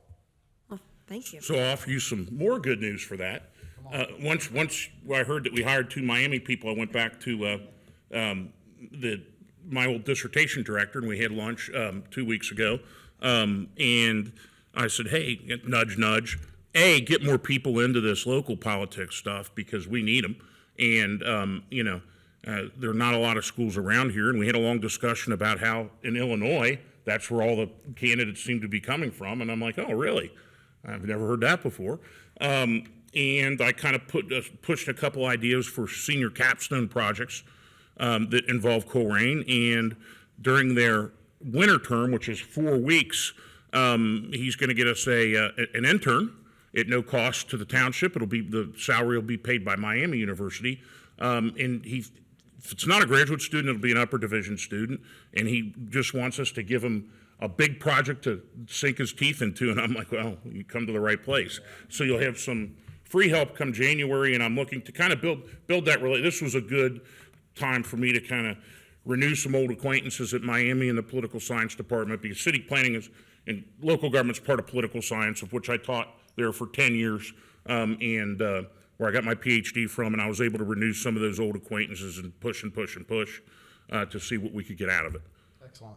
So Thank you. more help is on the way. Good. Thank you. Thank you. Thanks, David. And last up, administrative department. I like to remind you all every once in a while of how we're doing on customer service. So that's what those 3 graphics are up there. We've got those little Happy or Not kiosks for the planning/admin offices, the police department, and the senior center. Of course, it is no surprise that everyone at the senior center loves that building. If you walk in there, it is just infectious with positive energy. But something I always like to point out too is our police department, despite the fact that a lot of the time when folks are there, it's to pick up a towed vehicle or to file a police report or collect items out of evidence, whatever it might be. Usually not the best of circumstances, but they still manage to get a 64% great rating and a 4% good. So they do very well given the circumstances, in my opinion. And these are things that we track on an ongoing basis. Beyond that, just wanted to remind folks that we have our 4th of July fireworks coming up. That's going to be on July 3rd at Drew Campbell Memorial Field right out here. You heard Dave pitch, pun intended, about the vintage baseball game that's going to be going on right before that. They're lined up perfectly, in my opinion, that when one event ends, you'll be able to walk over to the other, have some food from a food truck. We'll have some fun activities involved. There may or may not be a dunk booth with various folks from police or fire. I'm looking at them to potentially volunteer. So it's going to be a fun event for I think everyone involved. 2 other things that I wanted to hit on real quick. Be on the lookout for our podcast. We've got a new episode that will be coming out soon that's going to be talking about the history of the fire department. Something that didn't make the final cut of that, but we are hiring a new recruit class for the fire department as well. So if you know of anyone that has an interest in fire service, certainly send them our way. We would love to have them join our Colerain team. And then finally, we've been out and about as a leadership team doing a lot of strategic planning in the community. So if you see us out with a little table or booth, please stop by, give us some feedback on what we're doing well, what we could do better, maybe what we should stop doing. So all of that's going to be distilled and hopefully presented to you all at upcoming work sessions, depending on some votes later this evening. And I'm happy to answer any questions that you all have at this time. I have no questions for you at this time, Mr. Weckbach. I have nothing. None. You're off the hook. Perfect. Thank you. Okay, I guess we got a trustee report. Do you want to go first? Sure, I'll go first because I keep saying relatively short and it never is, but it really is Can you today. put the timer back on? Yeah. Just to thank you for all the folks. Ned from Groesbeck Library, again, you've been active with our community engagement. I appreciate that. And I talked to Mr. Miller here about getting some folks out. I met also with the leadership team for their Friday meeting, which was very eye-opening in a lot of the strategic planning that the leadership team does, and I love that. I also met with Mr. Weckbach after, where we talked about the $5 million overage and where it comes from. That's been a subject through some of the police levy discussions. Also, thank you to the St. James seniors and who invited me out. And I thought, usually a lot of times that's usually, when you talk to a group like that, you expect there'll be a couple dozen people. My, they're packed. There's well over 100, and including Mr. Unger's mother there. She told me you were speaking. Yep, and she said you're her favorite trustee. Yeah, she told me that you signed her up to go to those meetings every month Mom, to get out of the house. I know you're watching, Mom, but you said you watch these. But it was a great group, and it just was an honor to share some of the things that we're doing, and a lot of it concentrated on what we've already talked to with Chief Cordy with the police. I'm just so thankful that when he started, he took the opportunity to have a one-on-one meeting, and I think that we changed a little bit of the direction things are going, and it's making a huge difference, and I appreciate that. To Bruce, I agree 1,000%. This drives my relatives crazy, my mom crazy about situational awareness. People just aren't used to that. It was probably about 2 or 3 years ago. She was going through a bank drive-through or something, and somebody opened up her car door, and my answer was, well, why wasn't it locked? I mean, I'm a pretty big dude, and I drive around with my car locks locked, and just things like your door locked during the middle of the day, and it's unfortunate, but we have to view it from that prism. I mean, I know that if I go out somewhere with people, and this is well beyond the pale, but I can't have my back to the door. I just can't do it. If my back's to the door, I get up and all right, I'm going to go eat somewhere else because I got to be facing what comes in. So, whereas I take it maybe a little bit too far, I think that we do need to increase our situational awareness. And one of the things that we've moved along with fire that we tried once and that we're moving back again, a lot of our fire and EMS calls are for falls. And we're bringing back the program for the falls prevention. Because it may be something that, I think it was explained to me by maybe Assistant Chief Mueller or Chief Wall, I can't remember who did, why is that pot up there? Well, I've kept it up there for 30 years. There's a better place for it so that you don't put yourself in a situation. Again, we're not blaming the victim here. We're being card counters. I always say the card counters in Vegas, we're improving our odds. If you lock your car door during the middle of the day, you're improving your odds. If you don't park in a dark area when you're going to a grocery store or something, park as close as you can to the lights, improve your odds.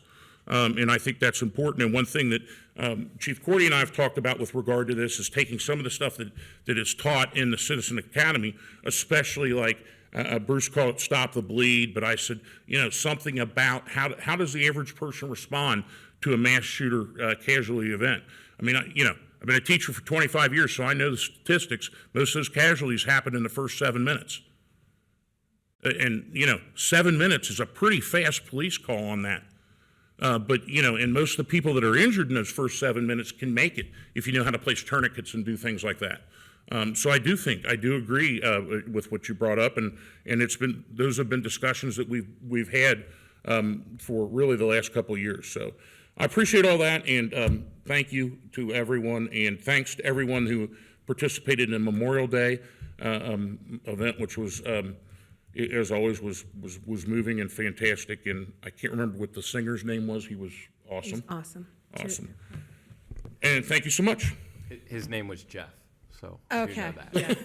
Oh, it's Colerain, so it's got to be Jeff. Yeah. To I wanted to thank everybody at Colerain Township for putting on such a beautiful Memorial Day presentation. The singer, the 21-gun salute, the bugle, it is just an attribute to all of you to have that kind of memorial. And it is it's a very heartwarming, tear-jerking. So that was the past, and the past was yesterday. Apparently, it was Mechanics Appreciation Day, and we do have to give a shout out for our Colerain Township people that keep our snow plows, fire engines, police, everything going to keep this township going.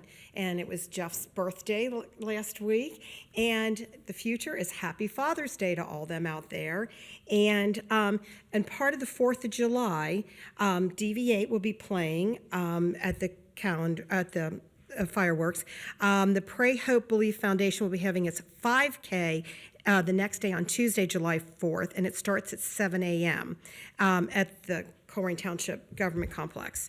And then another thing that happened, there was a car that crashed into Northbrook's pollinator mural on Pippin several weeks ago. The crash caused some damage to the mural. Part of the bee's foot was scraped. Last week, the artist Josh Stout, who originally painted the mural, was able to come out and fix the damage. So we want to give a big shout out, thanks to him. And again, happy birthday to Phyllis. And the Historical Society is looking for volunteers if there's anyone who can help or who wants to help clean up the historical cemeteries. The event is happening Thursday, June 15th at 10 a.m. to 1 p.m. at the Van Sickle Cemetery, that's a word, on East Miami River Road. If you're interested, to go online and Colerain with an E, historical-oh.org. So once again, that's all I've got. Up to you, Dave. Thank you, Kathy. I did receive the library report that you your organization mailed out the review of the 2022 What's Going On in Hamilton County Libraries, and thank you, and I did read through it. Congratulations to Mr. Evans on his purchase of Sportstown, and thanks to him for coming tonight, and I hope people will go out and give that new restaurant a try. One of the things that happens, and sometimes people laugh at me for doing this, I constantly give out my personal cell phone number, which is 513-404-3057. And I tell people to call me because you can't be everywhere at once, and I'm always happy to go out and look at something. But I got a call from somebody over in a city called North College Hill, and wanted to know what could be done on Marbev, and they have been after the city to get somebody to cut their grass there, and I don't know if NCH runs code enforcement, or what do they do over there? They do, but there's been so many changes, I don't know. So, part of the reason we do what we do here, and you'll see that in the upcoming junk motor vehicle resolutions, and then there's a nuisance property resolution after that, is we are just trying to stay out in front of this. And our code enforcement, who's constantly chasing this stuff down, and everybody in our organization who does that, I very much appreciate your work. I contacted Tiffany on Sunday, the 4th, about somebody who had dumped an appliance out on East Miami River Road, and I guess you got the guys out the next day to pick that up, so thank you. And the odyssey of the house that is on Cheviot Road, just south of Galbraith, that has the brush piled up in the front yard, there had been a couch that had been dumped in that front yard, and somehow that couch migrated across the street overnight and over onto the other side of Cheviot Road in the right-of-way, and we got out and picked that up also. I don't know how couches get up and move in the middle of the night, but that one did, and just thank you for chasing all that stuff down. I don't know what else to do, but just keep sending it to you 7 days a week, because if we don't try to stay in front of this stuff, we're never going to be in front of it. I often mention that we can't talk to each other outside of meetings. I know next Monday, Triple Creek has an event for their new dialysis center, and I didn't know if either of you two were able to go to that, or... I plan on going. Okay, yeah, I don't know that my work schedule is going to allow for that. I just wanted to make sure that one or two or three of us were there for that ribbon cutting. With regards to your comment, Bruce, yes, it does seem that we have a front row seat to the complete unraveling of Western civilization. There is a ton of good stuff going on, and sometimes the bad things that are happening overshadows that, and I think time and time again, I think we've proved with the massive amount of federal, state, local, and very local spending, if money was going to solve society's problems with the spending that's been done, you would think the problems would have all gone away. It's only a return to the nuclear family unit and a return to the churches that is going to get society headed in a different direction. But I appreciate your comments, and it's not the kind of thing we can spend our way out of, and there's a lot of really good stuff going on. You just need to go out and look for it and find it. So I thank you for the time, Kathy. Okay, so new business. Yes, new business tonight. We'll kick off with public safety items from Police Chief Ed Cordy.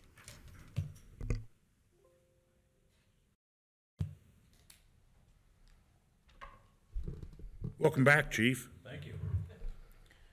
Item A, motion to issue a noise resolution permit to St. John the Baptist Church. This is the first request for the permit for the 2023 year for St. John the Baptist Church for their parish festival. Usually, I believe it happens in August. But They moved it up a week. Yeah, it looks like it's going to be in July this year. Right. So the request for the permit is for July 28th from 6 p.m. to midnight, July 29th from 5 p.m. to midnight, and July 30th from noon to 10 p.m. Recommend adoption of the resolution. I'll motion to issue noise resolution permit to St. John the Baptist Church. And I will second it. Discussions? There are numerous churches of all varieties in our community, and thank you to everybody that goes out and supports them. I'm so glad I'm not in charge of that anymore. No Ms. Silverich? Yes. Mr. Unger? Yes. Mr. Waller? Yes. Item B, resolution declaring a junk motor vehicle at 7810 Cheviot Road. This is number 1 of 8. I motion that we declare a junk motor vehicle at 7810 Cheviot Road. Second.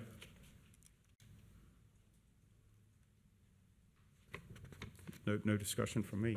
Ms. Orich? Yes. Mr. Unger? Yes. Mr. Waller? Yes.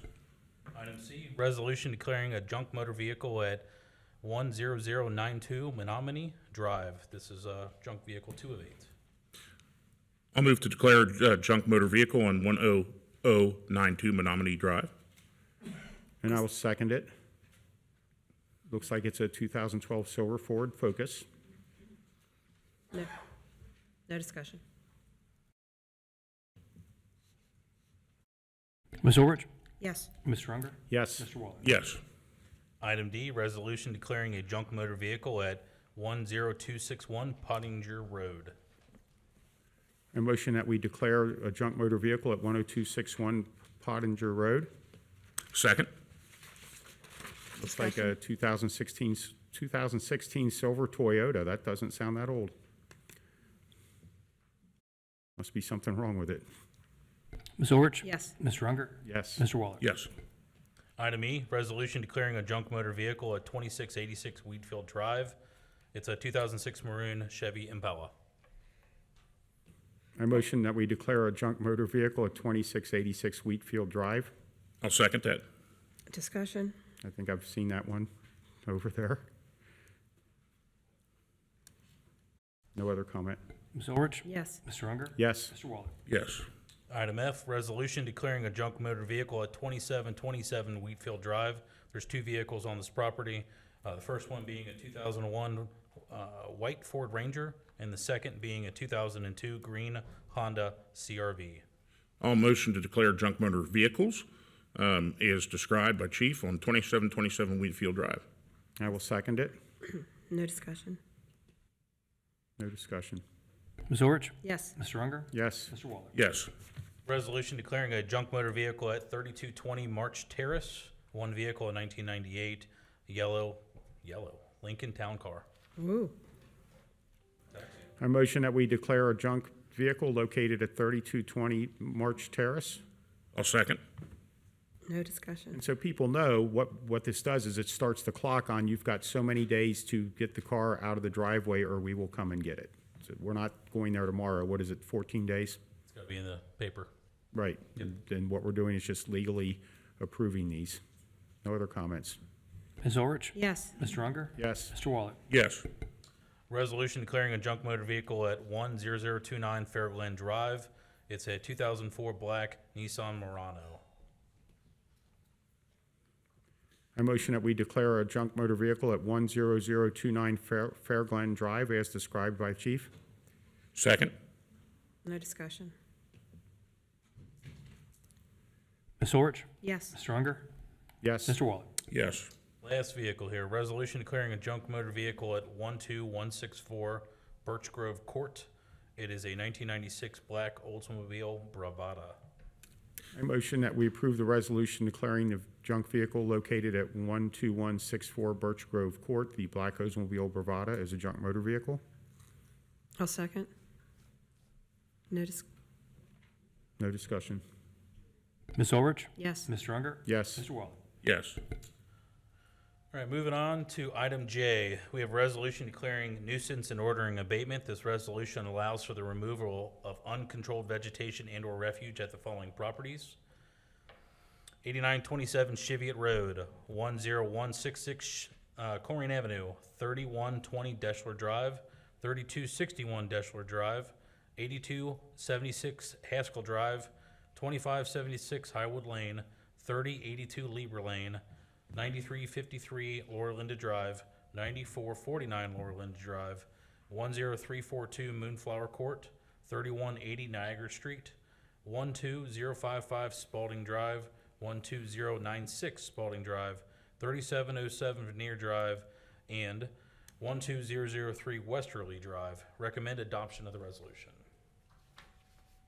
I motion we approve the resolution declaring nuisance and ordering abatement at the properties as described by Chief Cordy. I'll second. No discussion.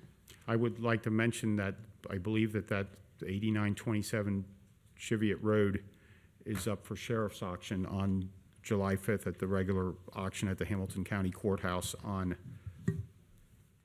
outside of room 260.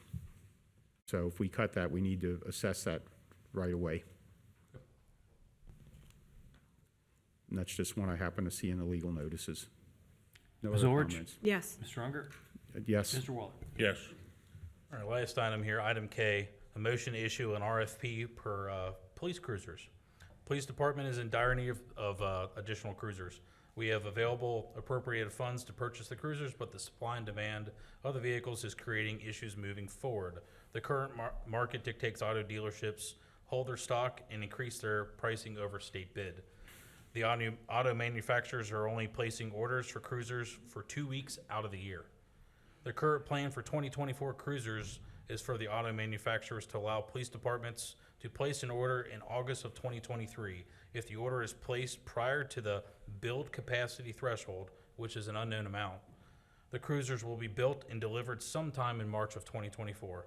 The RFP is structured to have vendors provide a quote for available vehicles. These quotes will provide the police department with a path forward to purchase cruisers outside of following the state bid. So a little backstory on this. There is, for us, we met the very first day at Ford. Jamie has a contact at Ford. We worked with them. We went and purchased 8 of our gray cruisers that we have outside. We are one of the few departments around here that actually received our cruisers for this year. Majority of the police departments were not able to actually receive their cars, and they were just flat out canceled, leaving them in a pretty big problem for the entire year. What this does and what this request would be, there are multiple vehicles that are available throughout the entire country, most notably closest as Pennsylvania and Georgia, where the cruisers are sitting on the lot, but they're 3% over what Ohio State bid is. What this does is allow us to put a proposal out to brings different vehicles in and helps us be able to solve some of our problems. How many cruisers do we need? As we grow, we need more. So our current projection is 42. 42. We're sitting at 35. Okay. That counts, we actually have 39, but 4 of which have been totaled. Our fault and others' faults. 39 totaled? No. Oh, sorry. We have 39 total. It just was 4 of funny which when have you been said that. I totaled. know. It's teasing. Well, I would like to motion that we put that RFP out to get it to the floor for discussion. Second. So when these folks enter a price on the state bid, which was always a higher price, it seems, just because they know that municipalities are going to be looking at them, aren't they compelled to provide at that price? In the state of Ohio. So if our vendor, the Ford dealership that I think we get these from, so this would allow us to go to any other Ford dealership at whatever price we can buy them at. Is that correct? No, so the way it would work is we'd put the RFP out, and then dealerships would be able to send us a price for what they'd be willing to sell them for. Given what Ed was suggesting, in the state of Ohio, there just are not cruisers available for purchase. So, there would be other dealerships from across the country that would be able to submit a bid to us. All those bids would be opened at the same time, and so then we would be able to make a decision at a future meeting as to whether or not we accept any of the bids, part of the bids, or what that looks like. So. Right, so our typical vendor might somehow find some if he's allowed to raise his price on them?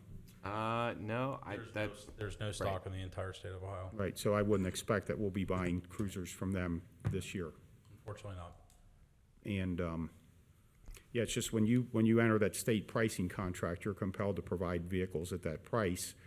And so they would kind of be, for whatever reason, in default of that contract. If you were the actual dealership that was awarded the state bid. Right, and is that who we used last year?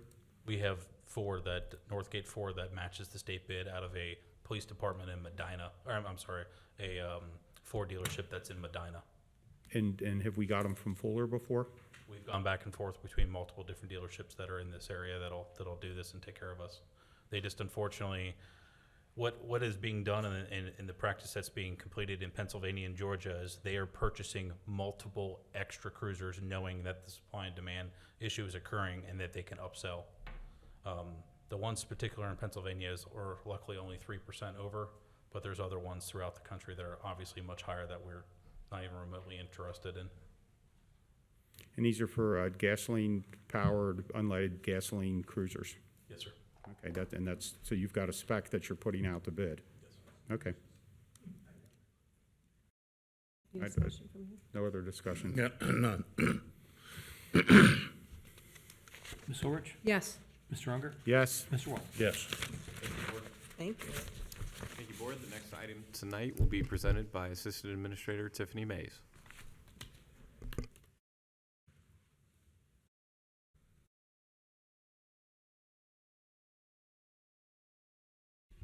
Hello, Board. Hello again. Okay, the next item under Public Services is a motion to authorize the Township Administrator to execute a contract with Clark Contractors for the restoration of the Colerain Park restrooms for $21,080.40. The information on this item can be found on page 51 of your agenda packet. This project is to restore the restrooms at Colerain Park that were set on fire on May 1st. The contractor will restore the restrooms from the damage, and currently these restrooms are inoperable and out of service. Staff recommendation is approval of the motion. I motion that we authorize the Township Administrator to execute a contract with Clark Contractors for the restoration of the Colerain Park restrooms for $21,080.40. I'll second that. Discussion? None. We talked about insurance on this. Yes, I believe the deductible is $25,000. Okay, so that's why we're issuing this, because our deductible is $25,000. And even if our deductible was, say, $2,000, we would still need to go through this process. Right, I just want to, okay, thank you. Ms. Ulrich? Yes. Mr. Unger? Yes. Mr. Waller? Yes. Thank you, Board. The next items will be presented out of the Development Department. David Miller. As a reminder, we had amended the agenda at the start of the meeting to add an item E. So, David, the last item will be the easement. I usually like it with holes.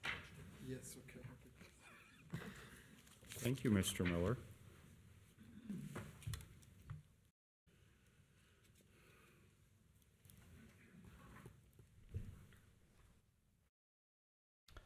First item on our development section would be a motion to appoint James Thomas Westfall. No, we're going to vote. We have to do this first, don't we? No.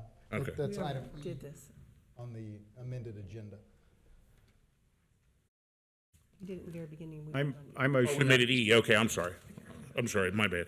I motion that we appoint James Thomas Westfall as a permanent member of the Zoning Commission. I'll second that. Any discussion? I think he's currently a alternate member. He is an alternate member and has regularly sat. Right, he's and been so- around a long time. Yep, been around a long time. Great public servant. Right there in the back. Thank you, sir. Ms. Ulrich? Yes. Mr. Unger? Yes. Mr. Waller? Yes. Next item is a motion to appoint one trustee and one fiscal officer. I think, Jeff, you're going to have to draw that short straw.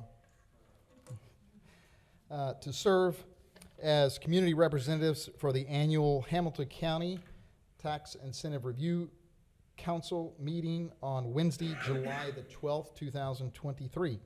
And so what the county clerk does is review the CRAs that currently exist in Colerain, which we have 3, and the Alloy Development has already prepared those reports, and there will be a recommendation from the Hamilton County Turk members, supplemented by 2 members from this board, to advise whether we should continue on with those CRAs, and it is recommended that they would be continued. So we need to appoint. Do you know what time of day that meeting is or where it's located? That meeting, thank you for asking, is last year it was from 10:30 to 10:45 a.m. I know you can't make it. You want to put the motion? Just so Well, we can need somebody. Well, you have to Yeah, I motion. motion that we appoint one trustee and one fiscal officer to serve as the community representatives for the annual clerk meeting on Wednesday, July 12th. If I could clarify, maybe if we took a second to make a motion for one of the 3 of Okay, I didn't know if we you. had to So I make the don't know if- motion before we discussed it. I don't Okay. know if any of the 3 of you know offhand if you're available at that time or not, and I did double check. I am. I didn't know if you wanted to go. No. Okay, I'm fine. You are available? Yeah, I did already go through all this. So I motion that we appoint Mr. Baker and Ms. Ulrich to the Turk There's a Turk meeting on Wednesday, July 12th, 2023. And I second that motion. And then through discussion, if for some reason another one of you was available or somebody else wanted to, this would be a good time to talk about it. But if not, if Kathy's the only one. I don't think I I'm knew available you, I at knew that you time. probably couldn't, and I just didn't know if you were with all your solid. waste. Yeah, I mean, I already got, a That's couple. why we discussed it, went over everything. Okay. I do have the CRA reports that I'll provide to you before your attendance. Mr. Baker, can you make it? And sitting next to me, I would. I think it's right down the street. Leaky compartment. Okay, I know that you have a day. Yeah, I can make It's that. right. And I can think you, he can said- you The send other those, fiscal officer cannot make it, I'm sorry. can you send those reports to all of us? Yes, sir. Okay, thank you. So it was motioned and seconded, and, Ms. Orich? Now, do I have to recuse? Because, no, you can vote for yourself. okay, I'll vote for myself, yes. Mr. Unger? Yes. Mr. Waller? Yes. All right, item C, motion authorizing the township administrator to enter into a demolition agreement with Robert and Denisha Johnson for 2864 Houston Road. Background on this, here we are in June of 23 and January of 22, we started the discussion on demolition of a variety of buildings that had become a public nuisance and been declared such by our fire department and the county health department. And so, as you might recall, very recently, a couple of meetings back, the Johnsons showed up and said they would like to forego the demolition in lieu of a contract with us, an agreement that said we will abide by certain timeline on rehabilitating the house. They are planning to move from Reynoldsburg, Ohio to Colerain Township. And so they are in the process of rehabbing that. The only thing that has not been finalized yet is the $15,000 bond. And so that is in the works right now. And so what you would be voting on tonight is to pause that demolition and give our administrator the opportunity to enter into that contract with them as all of those items are completed. And we do expect that to be very imminent. I'll motion to get it to the floor. I'll motion to authorize the township administrator to enter into a demolition agreement with Robert and Denisha Johnson for 2864 Houston Road. Second. So when are they required to have the bond by?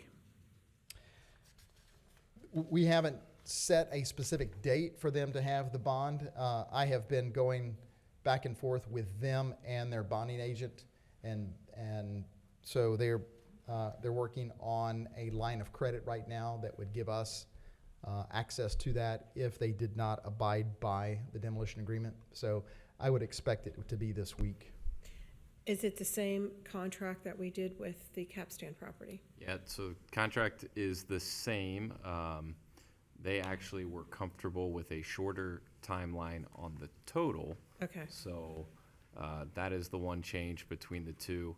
Okay. I would not sign the contract until we have a bond in place, Okay. just for clarity. So if we come to the next meeting and we still don't have a bond, there in theory won't be an agreement that prevents us from demolishing. So that would still be an option. Okay.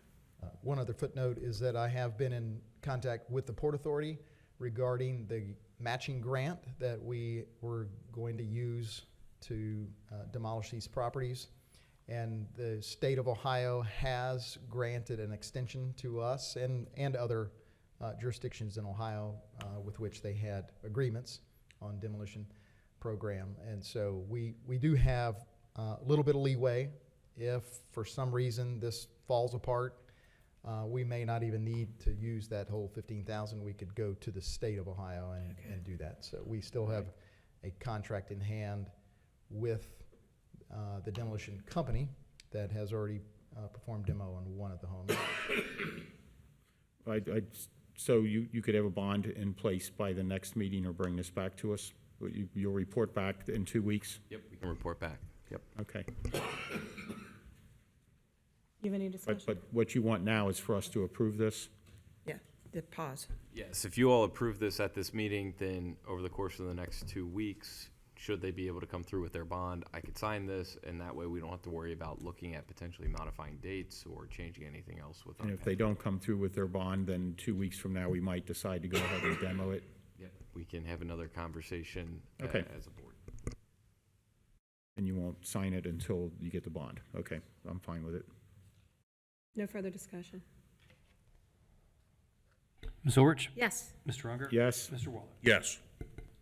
Next item D, resolution authorizing Colerain Township to prepare and submit an application to participate in SORTA's Transit Infrastructure Fund Program and to execute contracts as required. So this is for sidewalk segments along Joseph Road. We have applied for a couple of different grants on this. This would be $179,000 that we are requesting for sidewalks on the north side of Joseph. We're asking SORTA to fund 47% of the project's cost, and this is the last component that we need for the packet to provide to SORTA that the Board of Trustees is authorizing our participation in this. I motion that we authorize Colerain Township to prepare and submit an application to participate in the Transit Infrastructure Fund Program and to execute contracts as required. Second. Any more discussion? No. Ms. Orich? Yes. Mr. Unger? Yes. Mr. Waller? Yes. And then the last item is E, which was the amendment to the agenda. And I have provided you with a packet which explains what the purpose of this grant of easement is. And so, reminder, Weiler Automotive is adding a service building to their property. And we have been working with them through preliminary development plans and finals. And we've had meetings already, December and May, through the Zoning Commission, have been approved. This particular easement does not require the township to do anything. It provides for future opportunity to connect an access road off of Colerain Avenue. We all know it can be a challenge at times. And so I think Weiler is to be commended to for stepping up at this point in time to participate in this program that, in all honesty, the details are still coming together. And so they understand the benefit to them and to the township, and so they provided this easement to us. And what we're doing here is just providing a signed easement that can be recorded and gives us opportunity to connect all of the easements along that eastern side where they're located, as those plans could come together in the future. Yes, and so the motion that I would request that you all put forward is a motion to authorize the township administrator to execute the easement documents to serve as the authorized agent on behalf of the Colerain Township Board of Trustees. So a motion to sign the grant of springing executory interest in roadway easement. I'll second.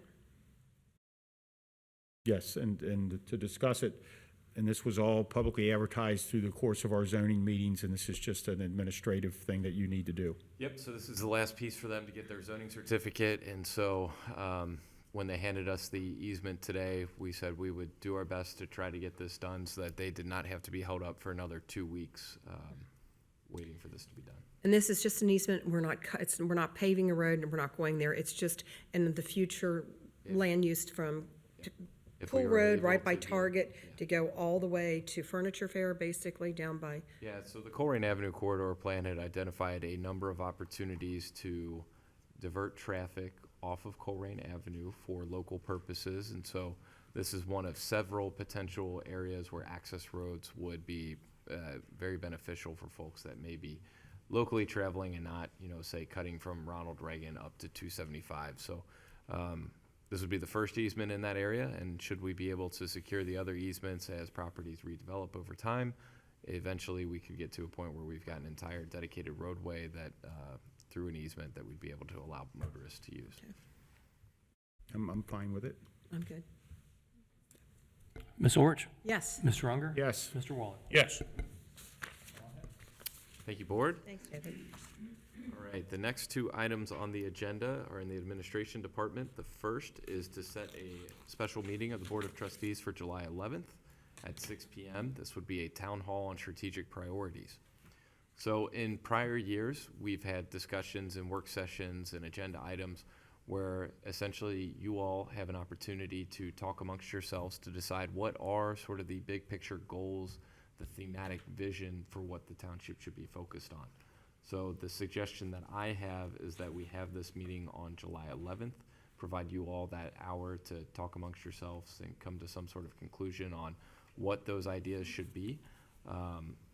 We are currently in the process of gaining a lot of feedback from community groups and community members on what our strategic plan should look like. So staff will provide an update on our survey that's currently out there. So for anyone watching or in attendance, if you haven't taken our survey, please do that, as well as our findings from these community meetings. So I would recommend adoption of the motion. I motion that we set a special meeting of the Board of Trustees for July 11th, 2023 at 6 p.m. It's for Town Hall on strategic priorities. I'll second. Sorry. And will that be in this room? That will be in this room. Now, will we have a 5 o'clock executive session or no executive? No, we would have the option to do executive session at the end of meeting if Okay. needed. Yep. No other discussion from me. Ms. Orich? Yes. Mr. Unger? Yes. Mr. Waller? Yes. Thank you, Board. The next item is a very similar item. This is a motion to set a special meeting of the Board of Trustees for July 25th at 6 p.m. And this would be a town hall on strategic initiatives. So this is slightly different than the last item, and that the intent here is to not only talk about the goals that you all kind of adopt or put forward at the work session, the meeting beforehand, but then to allow residents and yourselves to talk about specific tactical initiatives that you would like for us to consider inclusion in our strategic plan. You may be wondering, if this is early in the process, and from my vantage point, I think it's the right time because shortly thereafter, our leadership team will be getting together to distill all this feedback, distill what we hear at that town hall, and distill what we hear from you. We'll start developing what we can actually tactically accomplish over a 1 to 3 year horizon, building toward our budget, which will be produced for public viewing in November, for a final vote by all of you in December. So this is a very methodical, step-by-step process that takes several months to get in place, but I would recommend adoption of this motion.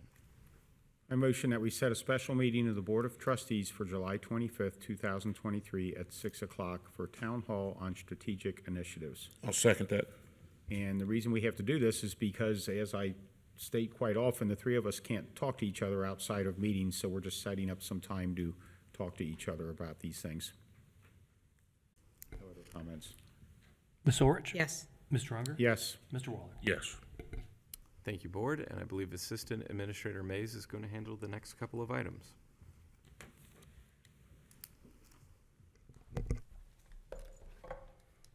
Hello again. Item C under administration is a resolution for construction, repair, replacement, and maintenance of sidewalks and driveway aprons in specific areas of Colerain Township. This item is on page 71 of your agenda packet. The adoption of this resolution will permit the township to perform needed maintenance and repairs on sidewalks throughout Colerain. Staff recommendation is a motion and adoption of the resolution. I'll motion to adopt the resolution. I'll second. Discussion? None from me. None. Yep. Ms. Orich? Yes. Mr. Unger? Yes. Mr. Waller? Yes.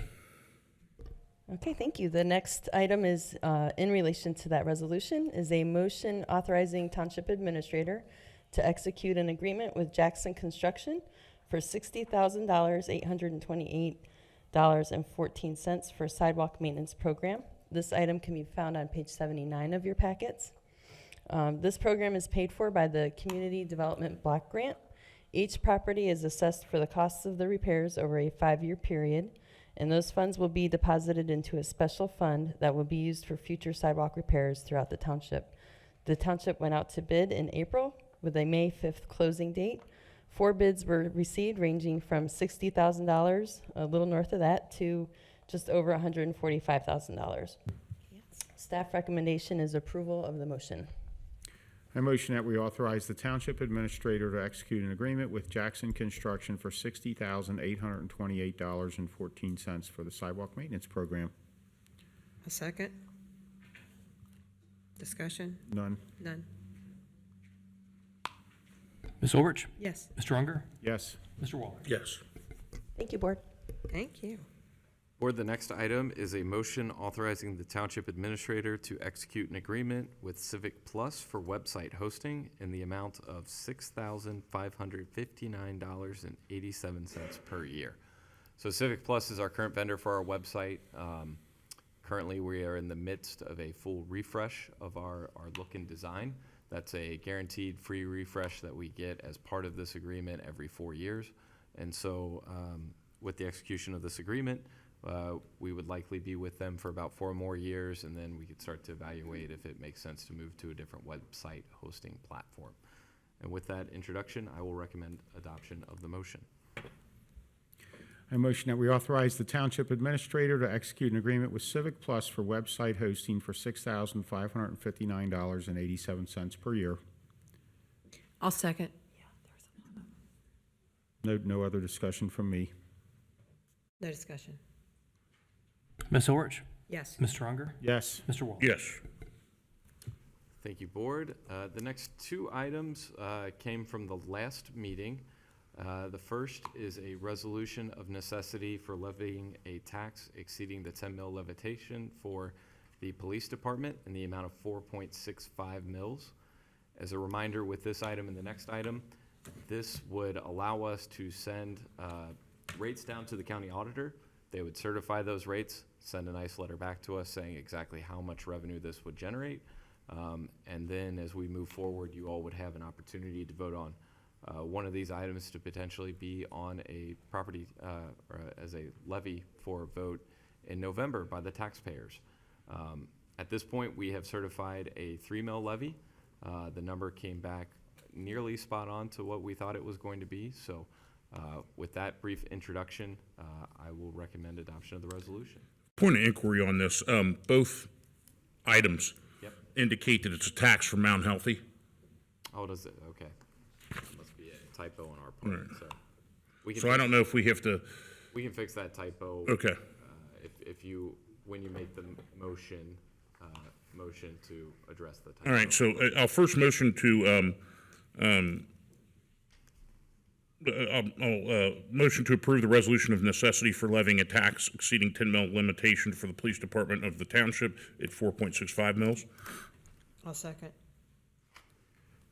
Matt, I'm looking at it. It says Colerain Township. Yeah, What am I not it's seeing? down on number 1 or 2 in the, 'Cause I looked at minor that when I points. saw it.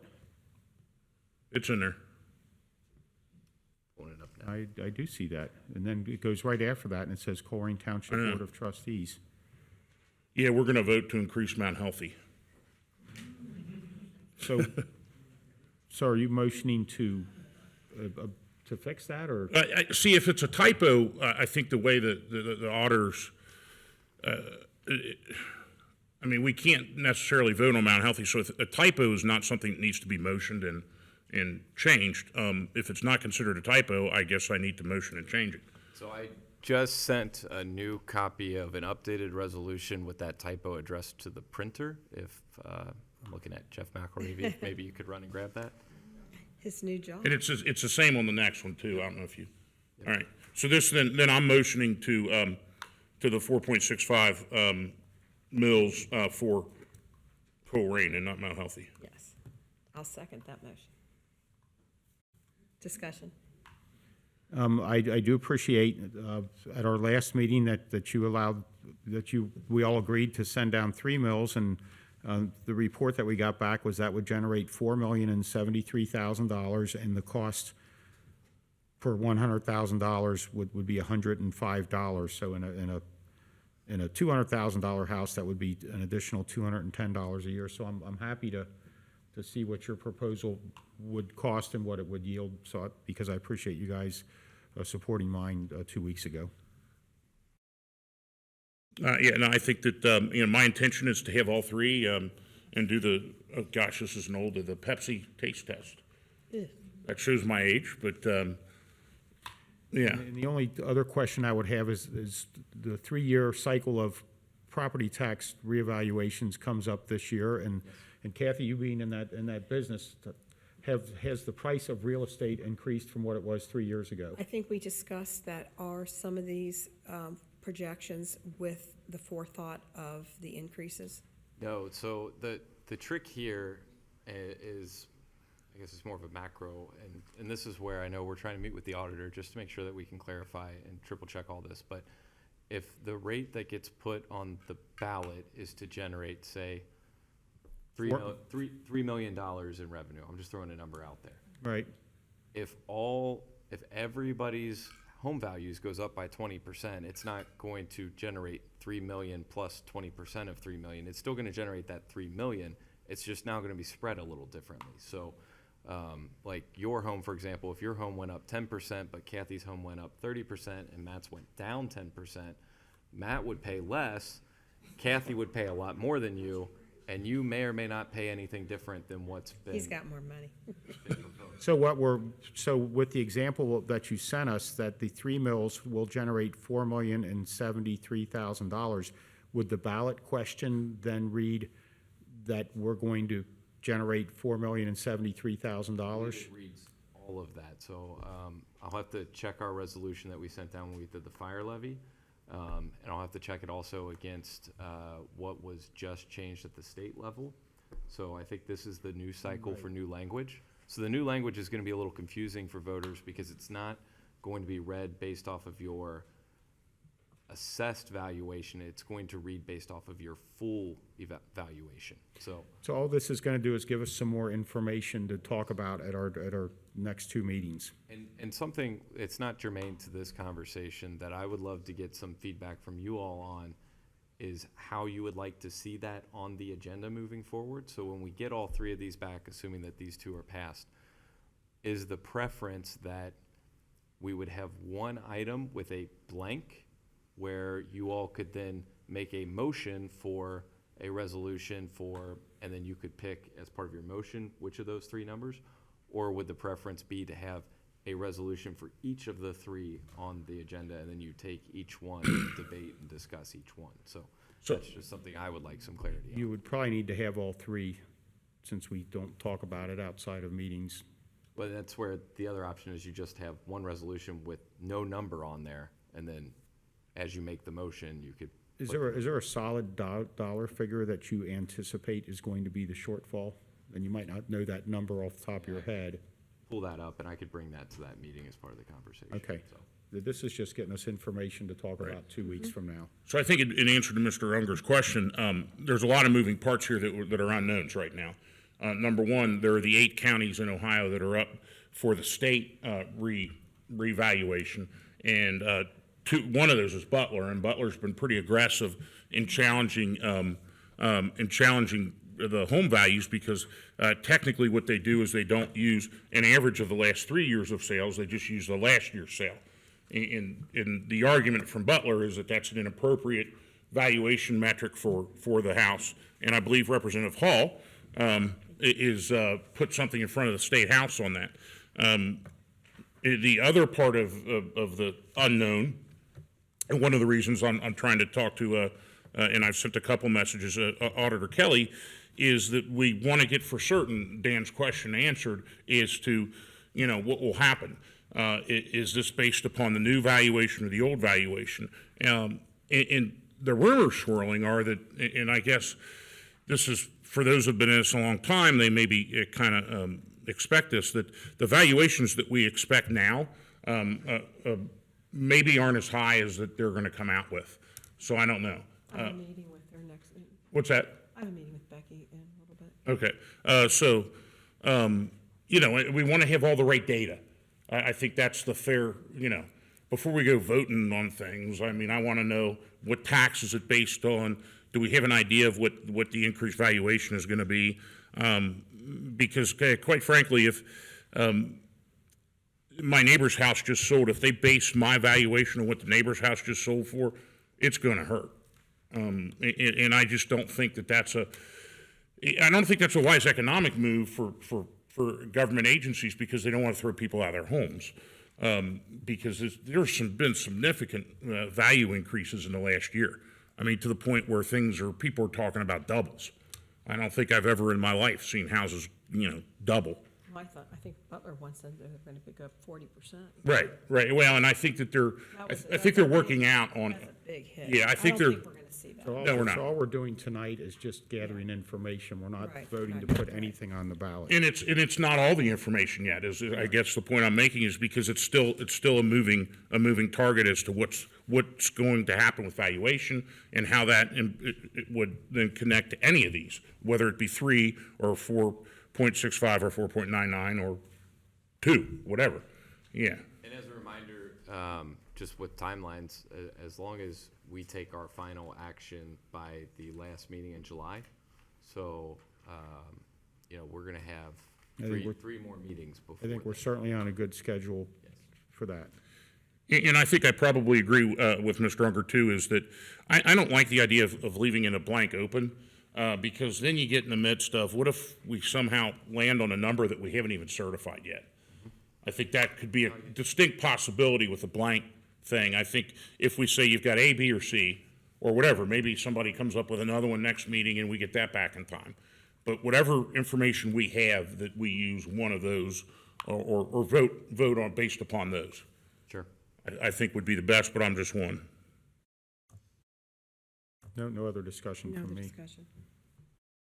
Ms. Orich? Yes. Mr. Unger? Yes. Mr. Waller? Yes. All right, I'm also now going to move to advance a resolution of necessity for levying a tax exceeding 10 mil limitations for the police department of the township at 4.99 mils, and that also has been changed, I believe, from Mount Healthy to Colerain. I'll second. And I would make the same statements I made on the last one. This is just to get information and for no other purpose. Okay. Ms. Orich? Yes. Mr. Unger? Yes. Mr. Waller? Yes. Thank you, Board. And the next item will be presented by Assistant Administrator Jeff McElready.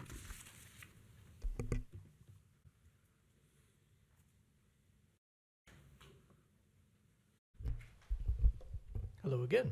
Hello. So the next item that is on your agenda is on page 93 of your board packet. This would amend appropriations in 2 funds.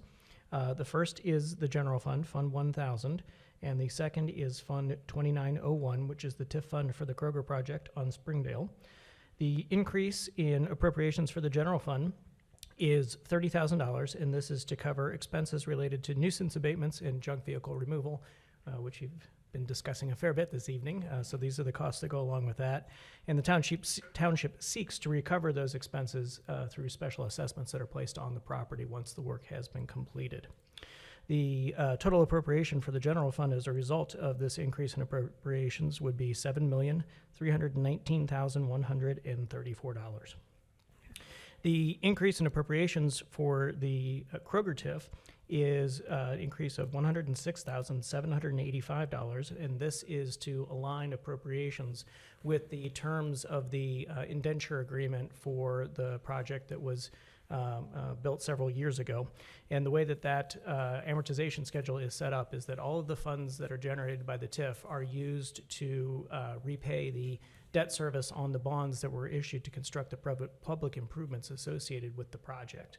And the good news in this case is that valuations are above projections, and therefore we are paying this off faster than originally anticipated. And to the extent that in the out years, the TIF is still in place, but the debt has been retired, then those resources will be available to the township for our purposes. Staff recommendation is adoption of the resolution.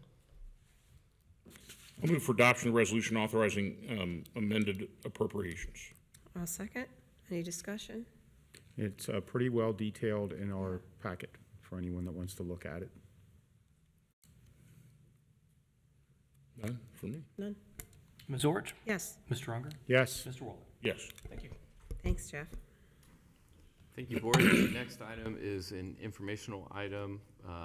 You all are free to discuss as you deem fit, but on May 25th, Judge Dinkelhocker granted the township's motion for summary judgment against the owners of 10295 Season Drive.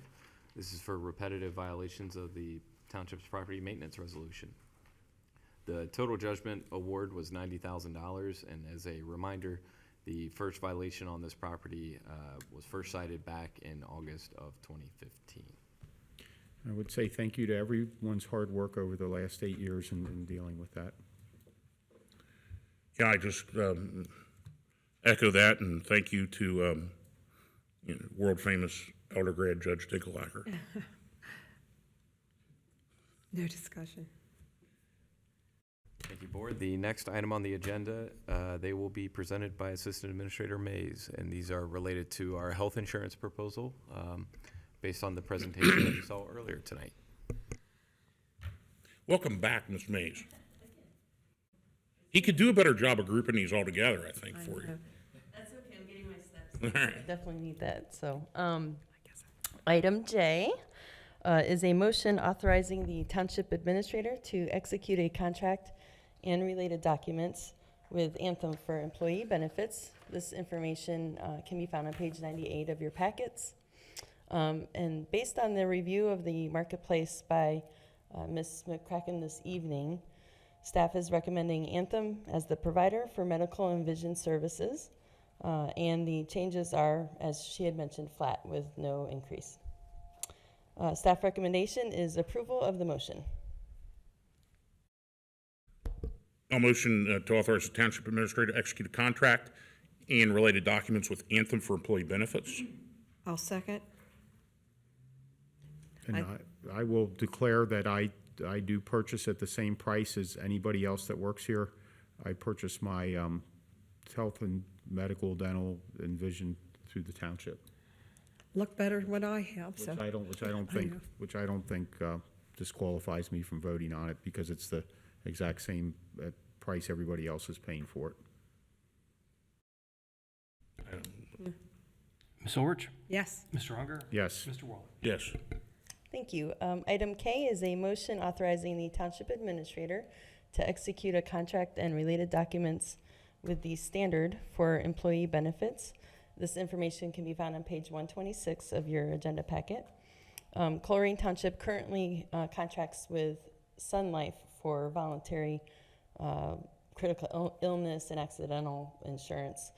McGowan Brabender evaluated the existing marketplace and was able to obtain a quote from the standard for these products. This aligns with our long-term disability and EAP with the standard that we currently have in contract with them for those two services.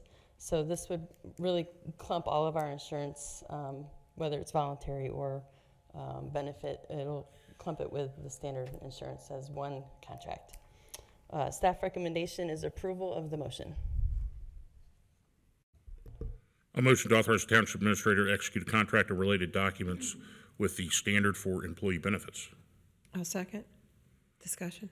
Yeah, this is part of, I think, Mr. Weckbach and Mr. Mills made the pitch to become self-insured, and I think we saw the first 2 years of that with almost $1 million savings. I think it's $798,000 or something. And this is all part of the idea of reimagining government because we do need to figure out a way to provide these services cheaper. And what we have are employees that get the same health care that they had before or better. And it's much more economic for us. Is it a different vendor than Sun Life? Yeah, not to say good or bad about a company, but there were just some issues that we were not able to resolve with them, and so we felt it was best to move to a different vendor for these products. Okay. No other comments from me. Ms. Orich? Yes. Mr. Unger? Yes. Mr. Waller? Yes. And lastly, item L is a motion to set rates for employee health care plans and packages. This information can be found on page 129 of your agenda packet. You will notice that the plan has changed slightly from 7 options to 5, from 8 options to 5 options. It was recommended by McGowan Braybender to remove the plans that ended in 5, so there were 3 in total, to be a more attractive for the market, and it still provides a more robust plan for our members. So this is a total of 5 plan options, including the Platinum plan. Staff recommendation is approval of the motion. A motion to set rates for employee health care plans and packages. I'll second. Discussion. As I mentioned previously, I do buy health and dental and vision through the township. These are so reasonable. If anybody's out there shopping for insurance, these are so low compared to what is out and on the open market. And part of that is our group size. I understand that, but my husband did work at GE, so our group size was quite big, and ours aren't even this good. Ms. Orich? Yes. Mr. Unger? Yes. Mr. Waller? Yes. Thank you, Board. Thank you. Board, I have no items of old business.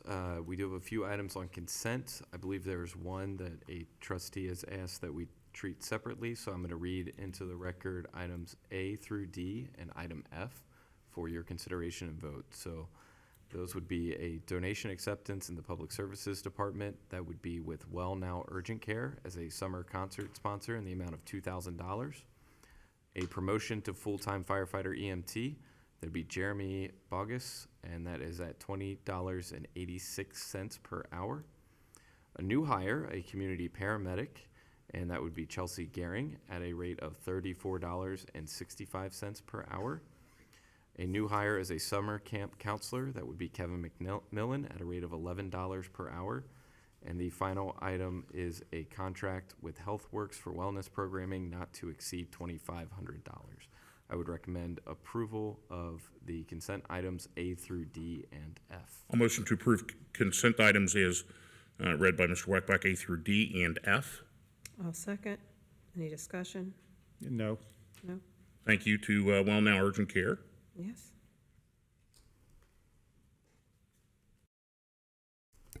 Ms. Orich? Yes. Mr. Unger? Yes. Mr. Waller? Yes. Thank you, Board. And the final consent item for consideration is a contract with Ken Bryan Construction. This is for the remodel of the 4200 building basement.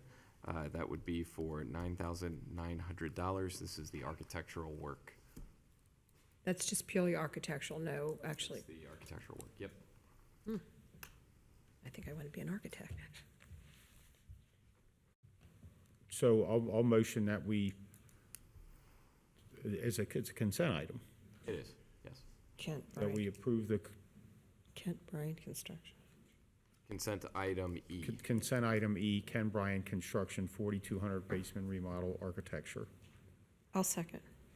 Any discussion? Yes, I will be abstaining on this vote.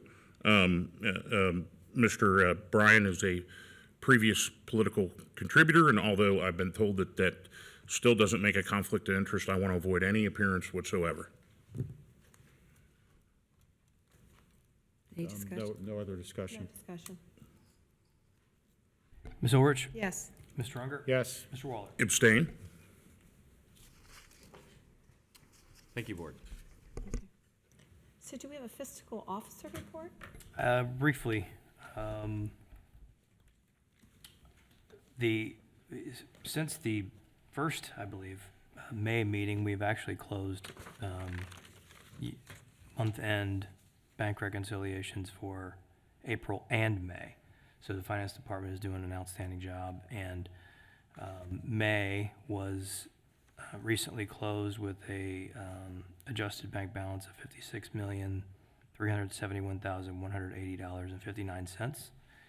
And in terms of public records requests, we are currently at 377 public records requests. We have about 5 could be 6, I might have either 5 or 6 that are still outstanding, that we're working on getting those. So getting those out almost as soon as we get them in. So that's all I have. I thank you to everybody that worked so hard getting those record requests out. That's an absorbent amount. Thank you. It's almost, that averages out about 3 per day, sort of, And you can go online and see who is requesting that. which is fine. I know, People have it's, the right to it's do we, that. our transparency. Okay. Do we need an executive session? Okay. Want a motion for adjournment? I motion that we adjourn the meeting at 9:46 PM. I'll second that. No discussion? No discussion? None? Ms. Orich? Yes. Mr. Unger? Yes. Mr. Waller? Yes. So this meeting adjourned at 9:46 PM. Thank you for everything.